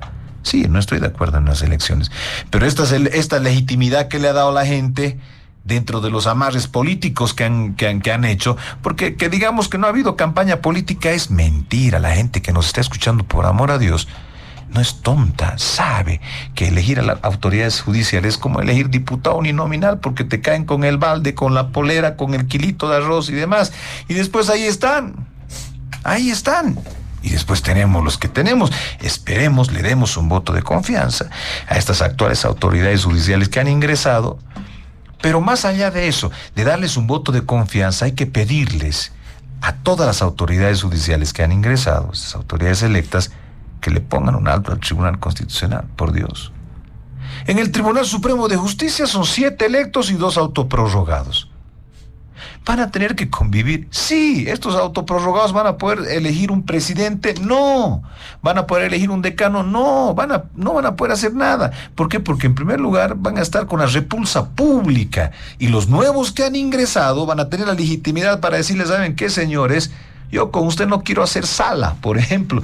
¿Qué autoridad electa va a querer hacer una sala y firmar un fallo con un autoprorrogado? Cuidado, hay juicio de responsabilidades después. Entonces vas a ver, y te lo firmo, vas a ver 2 autoprorrogados haciendo una sola sala en el Tribunal Supremo Electoral, en el Tribunal Supremo de Justicia. ¿Por qué? Porque nadie va a querer el día de mañana, pues, yo te estoy habilitando a vos a decirte que eres constitucional o eres electo. En el Tribunal Constitucional, he visto por ahí que dice, no, lo escuchaba Marcelo. Claro, lo que dice Marcelo es un sentimiento ciudadano. Ya no debería, ya no podría, ya no tendría. Marcelo, ya no pasa por sentimientos, pasa por caprichos personales. Eso es una republiqueta inconstitucional disfrazada de Tribunal Constitucional. Eso es lo que es, un suprapoder que hace con Bolivia lo que le da la gana. Tiene secuestrada al país a través de amparos constitucionales y recursos, a tal punto que los autoprorrogados se han vuelto a autoprorrogar. O sea, le han tirado unita más, ¿no? La yapita le han tirado. Entonces, como los actuales electos no querían convocarlos a sala plena, he dicho, no, pues sacamos un auto constitucional, somos 5, y los otros que vienen son 4. Matemática pura. ¿Quién gana? ¿5 o 4? 5, pues, en la votación. Entonces, en el Tribunal Constitucional lo que va a ocurrir es nada. Porque los señores que están ahí van a seguir mandando país. Y ahí viene algo muy importante para el Tribunal Supremo de Justicia. Porque al parecer los anteriores magistrados del Tribunal Supremo de Justicia se han olvidado que el control de constitucionalidad está inmerso en la Constitución Política del Estado. También puede ser ejercido por el Tribunal Supremo de Justicia, y no es prerrogativa exclusiva del Tribunal Constitucional. El Tribunal Constitucional es el veedor del que no se debe violar la Constitución Política del Estado, pero sin embargo tenemos pederastas constitucionales, confesos, por segunda vez, porque han vuelto a sacar un auto constitucional. ¿Cuántos años tiene nuestra Constitución Política del Estado? 15, otra quinceañera violada en este país. Pero la Constitución, a diferencia de las diferentes quinceañeras, la Constitución Política del Estado representa a todas las bolivianas y bolivianos. O sea que estos vejadores, estos pederastas constitucionales, Nos han violado a toditos, incluidos a nosotros. Han violado nuestros derechos. Porque han hecho lo que les ha dado la gana con el país. La gente dice la justicia no es importante. La justicia en los sistemas de pesos y contrapesos de la democracia es supremamente importante. Si no, por Dios, miren Venezuela. Miren otros países de la región. ¿Qué es lo que pasa con sus sistemas de justicia cuando estos no funcionan en base a la democracia y a la constitución política del Estado? Tienes gobiernos que están por los siglos de los siglos, amén, y ni la justicia divina después viene a salvarlos. Cuando hablamos de las autoridades autoprorrogadas, si se van a ir o no se van a ir, este último auto constitucional, el 113 quebrado 2024, el que les dice unita más, violaré una besita más la constitución política, al fin y al cabo, ¿qué me van a hacer? Esta última ya realmente es terrible. Los embreta, ¿no? Los pone en una suerte de un embretamiento a las autoridades electas. ¿Por qué? Porque si llaman a sala plena el día lunes, en el Tribunal Supremo y en el Tribunal Constitucional, ¿quiénes van a? ¿Y qué pasa si no los convocamos a ustedes? Nosotros tenemos auto constitucional. Sí, pero ustedes son autoprorrogados. Sí, incumplimiento a sentencias constitucionales. Procesados, con el riesgo de que los metan hasta presos el día de mañana. ¿Y quiénes van a ser los propios verdugos? Sus colegas autoprorrogados. ¿Qué país el nuestro, ¿no? Donde el tipo que viola, donde el tipo que mata la democracia, donde estos señores que hacen lo que les da la gana con la constitución política y el Estado te dicen ¿qué vas a hacer? Y vos yendo con una legitimidad terrible además, y con una ciudadanía que le tiene repulsa pública. Yo no sé estos señores dónde se irán después. Es por eso que deben estar haciendo muchísimo dinero. ¿Por qué? Porque en este país no va a haber lugar donde estos señores el día de mañana puedan entrar limpios y sólidos y no les digan que son unos pederastas constitucionales. Los términos son fuertes, pero son absolutamente reales. ¿Por qué? Porque el día de mañana la democracia es cruel, la democracia es dura cuando no se la protege. ¿Por qué? Porque se la viola, la utiliza y ahí vienen los estados totalitarios. Y a partir de ese momento no hay donde quejarse porque tienes una justicia cooptada, una justicia vendida y una justicia al servicio del poder político. Muchas gracias, don Luis Alberto Ruiz. Vamos a darle la palabra a don Franklin Pareja para que pueda dar cuenta también de este segundo punto del programa, el tema judicial. Gracias, José Luis. El peor problema de Bolivia no es la crisis económica. El peor problema de Bolivia es la destrucción de la institucionalidad constitucional. Bolivia se ha dotado a sí misma de una constitución que ha sufrido un camino tórrido, muy cuestionable inclusive, pero es lo que tenemos. 15 años y ha sido inaplicada, violada 9 veces. 9 veces. Un gran constitucionalista, el doctor Gonzalo Hidalgo, ha hecho una tesis doctoral sobre esto. Entonces, la conclusión es que somos un Estado inconstitucional de no derecho en la actualidad. Esto es totalitarismo, no es autoritarismo. Para mí, el presidente es un totalitario, no es un autoritario. Porque todos los presidentes del mundo son autoritarios, pues es la autoritas. Este no, este anula instituciones. Como no tuvo mayoría en la Asamblea Legislativa, se fracturó el MAS, no tuvo mejor idea que anular la Asamblea Legislativa. ¿Desde dónde? Desde una sala constitucional y desde el Tribunal Constitucional. Como no le ganó la pulseta política a Evo Morales, anuló el Congreso de la OCAN. ¿Y desde dónde? Desde el Tribunal Constitucional. Como no puede vencer políticamente, entonces le quitó el partido. ¿Desde dónde? Desde el Tribunal Constitucional.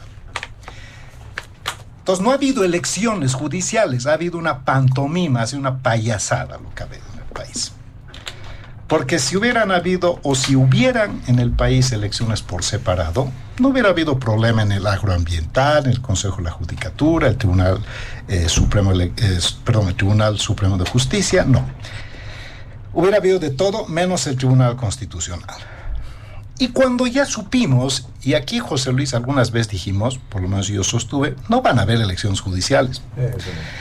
Nunca entendí, es decir, no vi la creatividad tan abyecta que tienen estos sátrapas, que no hay otra, es por decirlo muy elegantemente y muy suavemente, ¿no? En haber creado elecciones parciales. O sea, imagínate eso. Nunca se ha visto algo así. Elecciones parciales. Ya las has visto ya. Bueno, ya se han visto. Además, siempre dicen, el responsable de la postergación de las elecciones es la Asamblea Legislativa, que no hace sus deberes. Es que es una total falsedad. Operadores políticos oficialistas han saboteado desde dentro con cuanto subterfugio pudieron para que no haya elecciones en el tiempo y hubiesen querido que no haya definitivamente.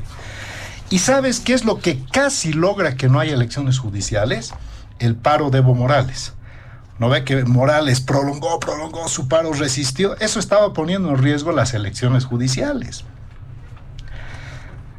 El alumno salió mejor que el maestro, porque el verdadero destructor de Bolivia es Evo Morales, que nunca se olvide, ¿no? Y va a caer probablemente por una razón no política después de haber destruido la institucionalidad del país. Entonces, el problema boliviano no es la crisis económica, porque de esta crisis vamos a salir. Correcto. Con una política inteligente vamos a salir. Lo que no vamos a poder ordenar fácilmente va a ser la institucionalidad constitucional, porque además requiere reformas constitucionales. Y para eso se requiere una correlación de fuerzas potente en la Asamblea Legislativa. Y así como estamos viendo el juego de tronos en este momento, la oposición no está yendo por un camino consistente ni tampoco muy cohesionado. Nada va a funcionar en el país si no se resuelve primero la institucionalidad constitucional. Puede haber el mejor plan económico, pero va a tener grandes tropiezos porque la Constitución tiene camisa de fuerza. Entonces no es solamente decir, voy a hacer esto, hay muchas cosas que no te permite la Constitución. A ver, solamente el hecho, se reconoce la propiedad privada, siempre y cuando cumpla una función social. Con eso ya no se reconoce la propiedad privada. ¿Quién dice cuál es la función social? En este país no hay realmente respeto a la propiedad privada. No hay seguridad jurídica. No hay igualdad ante la ley. Por eso, pues, aquí no caen inversiones y por eso fugan los inversionistas. El presidente ha posesionado a las elecciones, a las autoridades del órgano judicial. ¿Qué tiene que ser el presidente posesionando, no? Autoridades del órgano judicial? El ministro de Justicia dando palabras alusivas. ¿Qué tiene que ver? Ese ministerio no debería ni existir. Es un total oprobio, es ominoso que exista un Ministerio de Justicia, por lo menos en las actuales condiciones y de la forma en la que funciona. Lamentablemente, y esta es la gran paradoja, 4 magistrados que han ganado en ley, porque esta vez no ganó el nulo ni el blanco, es la primera vez, tienen legitimidad, tienen legalidad, y hablo del Tribunal Constitucional, donde se van a sentar con ilegítimos, inconstitucionales, ilegales. Pero están en minoría. Como tú decías, Luis Alberto, es tan complicada la situación porque ¿qué va a suceder ahora en el Tribunal Constitucional? ¿Quién va a ser el presidente? Y tú dices, se han prorrogado, es la segundita, no, es la tercerita. ¿Sabes cuál fue la segunda?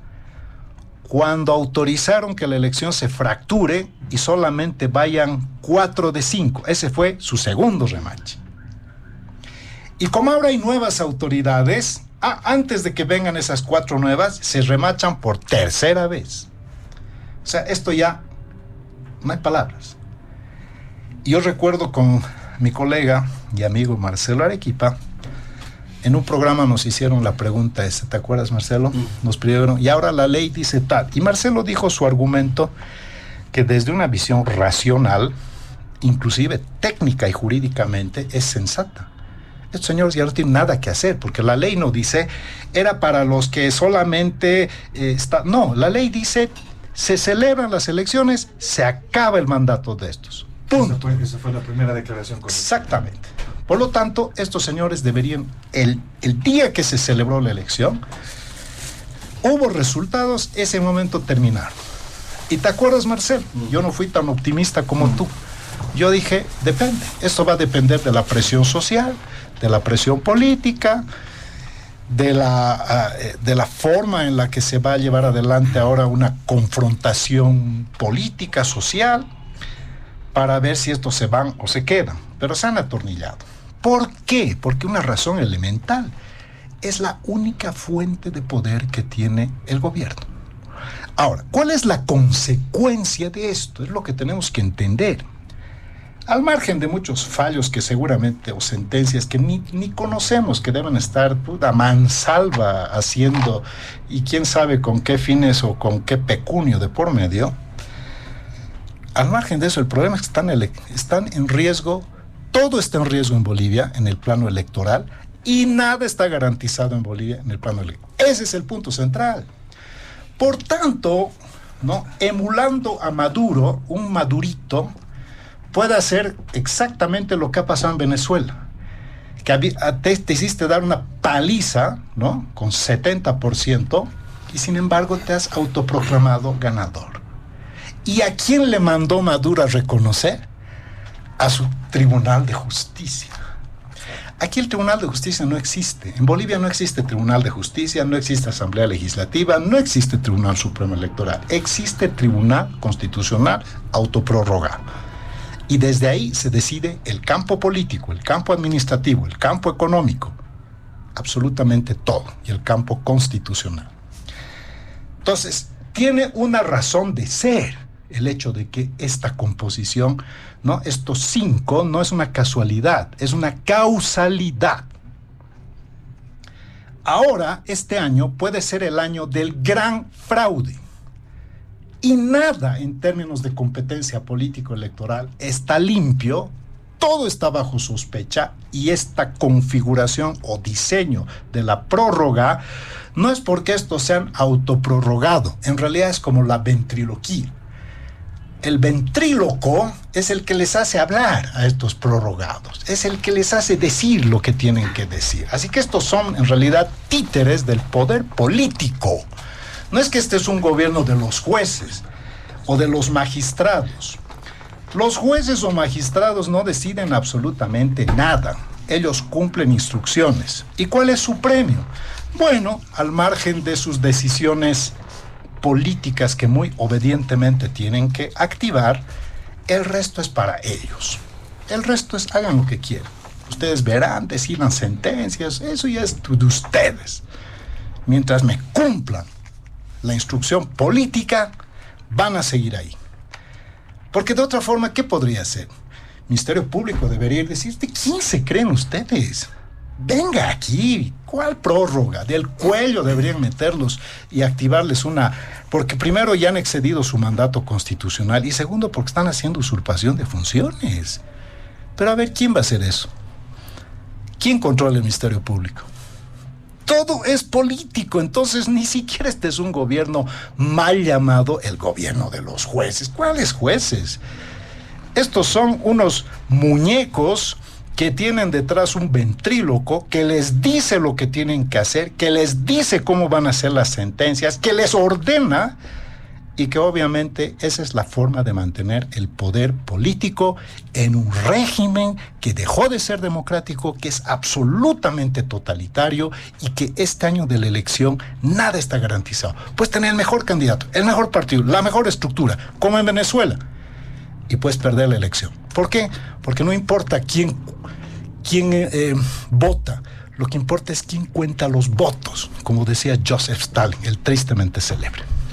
Muchas gracias, don Franklin Pareja. Vámonos al último punto de diálogo en Panamericana. Por la premura del tiempo, por favor, vamos a pedir a nuestros invitados especiales de este fin de semana hacer uso 3 minutos o 3 minutos y medio por participación para hacer referencia al tema de la economía, la crisis, la tendencia que se va a presentar este año a propósito de datos que se han presentado en las reservas internacionales, 50 millones, 50.000 millones, ese dato, bueno, que se ha brindado recientemente en efectivo, ¿no?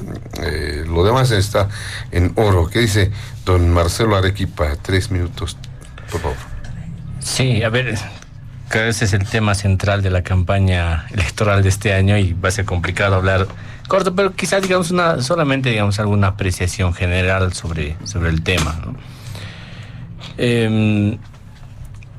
Si el primer trimestre de este año no se mueve la economía y no se construye una percepción distinta a la que hoy día predominantemente está en la opinión pública,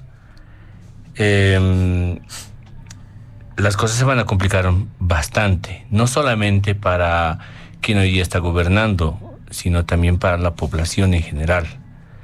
Por eso creo que es importante tomarle el pulso al desempeño de la economía en estos 3 primeros meses de este año, ¿no? Ahora, la proyección obviamente hacia una suerte de recuperación de la economía no es necesariamente hacia el primer semestre de este año. Las economías no se recuperan de un día para otro. Si están con problemas, si están con tropiezos, la recuperación no es inmediata. Ahí la recuperación es más bien de un mediano plazo y de un largo plazo, diría. La proyección sobre Bolivia obviamente va a empezar, creo, a dar frutos a partir del segundo semestre de este 2025. En tiempos electorales eso coincidirá o no con los intereses de algún candidato, probablemente, pero me da la impresión que ahí van a hacer muchos esfuerzos, los unos por intentar dinamizar la economía, los otros por sabotear para que no haya esa dinamización de la economía y el ciudadano en general promedio fregado hacia abajo, ¿no? Es decir, con problemas. Vamos a ver por eso este escenario en el que yo decía hace un momento atrás de la pelea chica entre los políticos se va a trasladar obviamente ahora sí a atacarse, digamos, entre las corrientes principales políticas que tenemos en el país, pero en relación al tema económico, porque ese va a ser sin duda, creo, el asunto principal. El boliviano suele votar en los últimos procesos electorales y suele caracterizarse, por un votante por temas. ¿Qué significa eso? Muy cerca al día de la elección, el tema principal que está rondando en la discusión suele ser el que determina el voto, quiero decir. Gran parte del electorado boliviano, latinoamericano, decide el minuto en el que está frente a la papeleta electoral.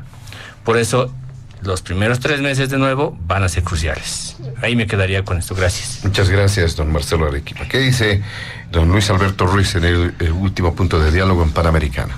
Voy a aprovechar los 30 segundos que le faltaron a Marcelo para terminar el anterior punto, el tema de la justicia. Es importante ver el tema de la detención preventiva.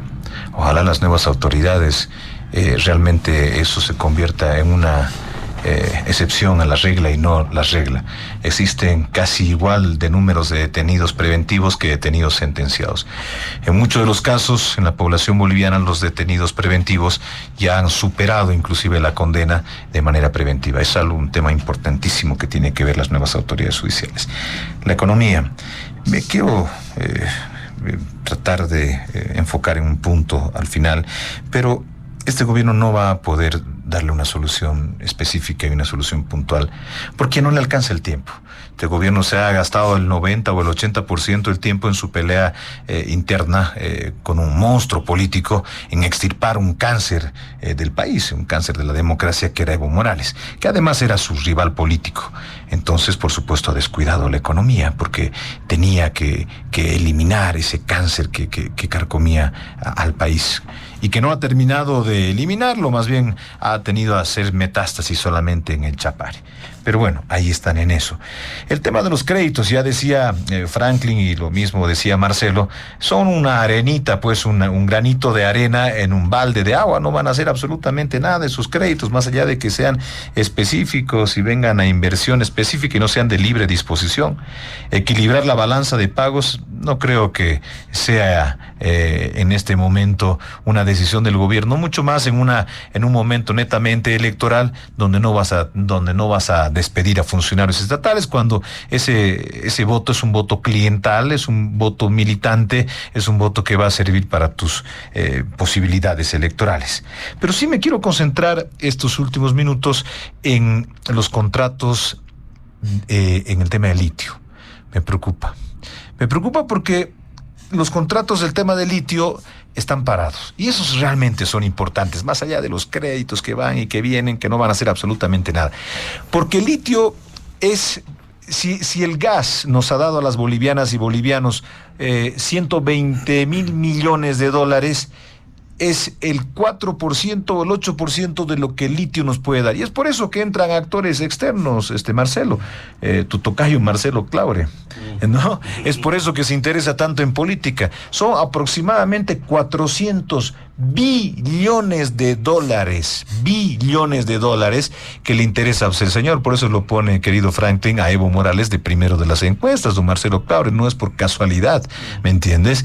Entonces, hay muchos intereses en seguir saqueando al país, porque es un país tan noble que le da la oportunidad a cada político corrupto que viene de turno en llevarse sus buenos millones, y Bolivia sigue pariendo millones y millones y millones de dólares. Increíble de noble en nuestro país.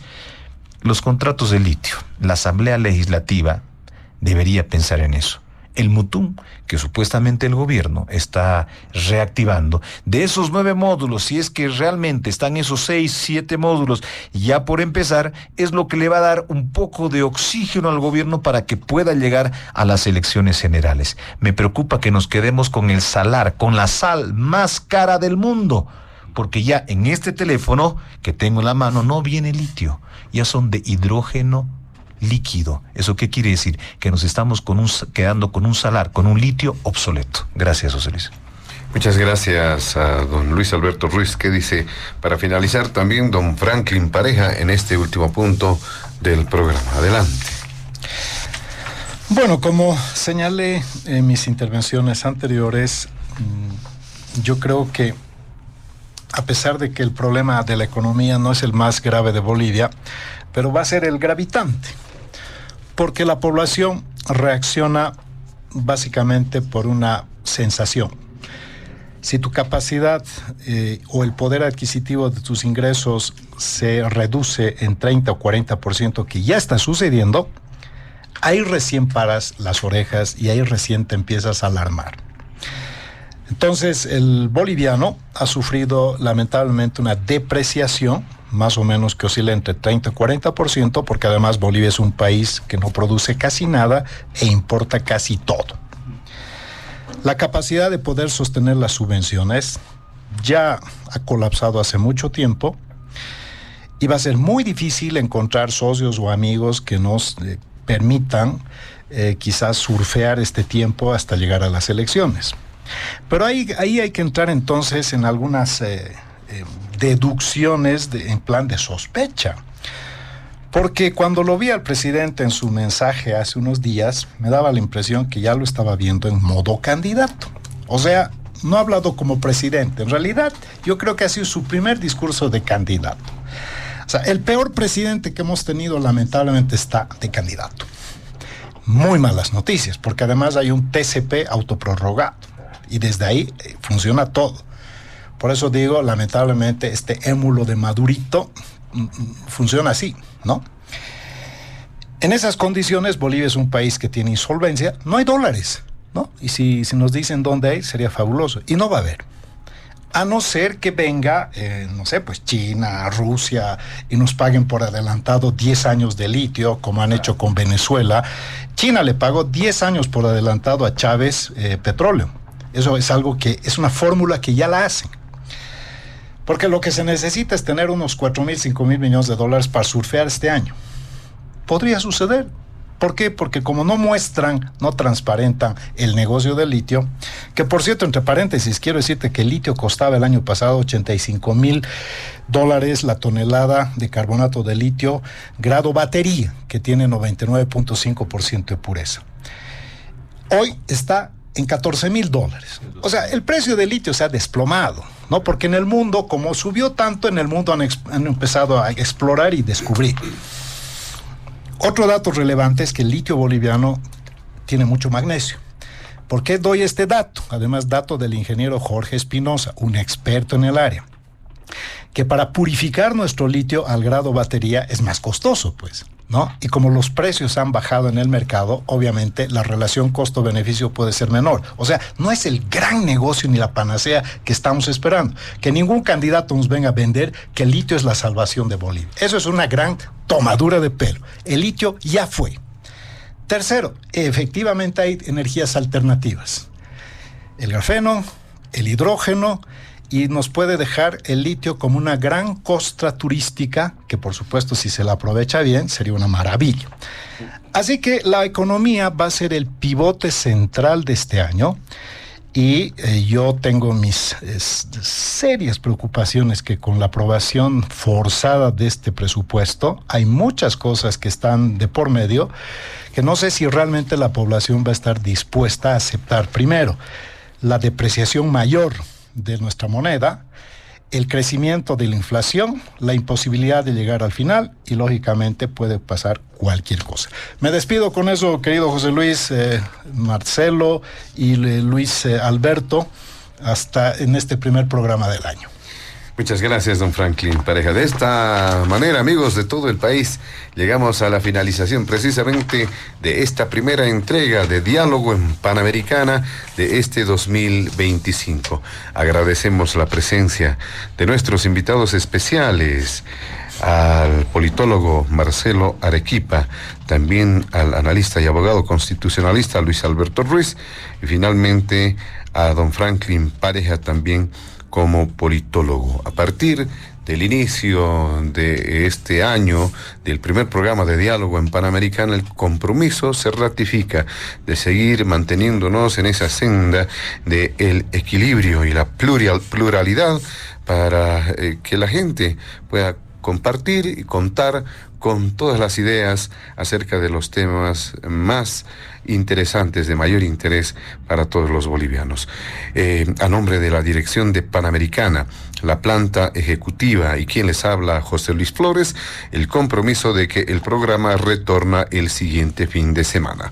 Permiso. Diálogo en Panamericana.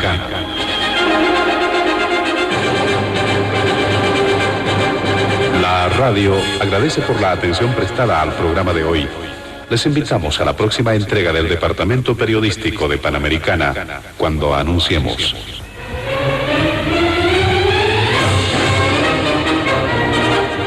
Diálogo en Panamericana.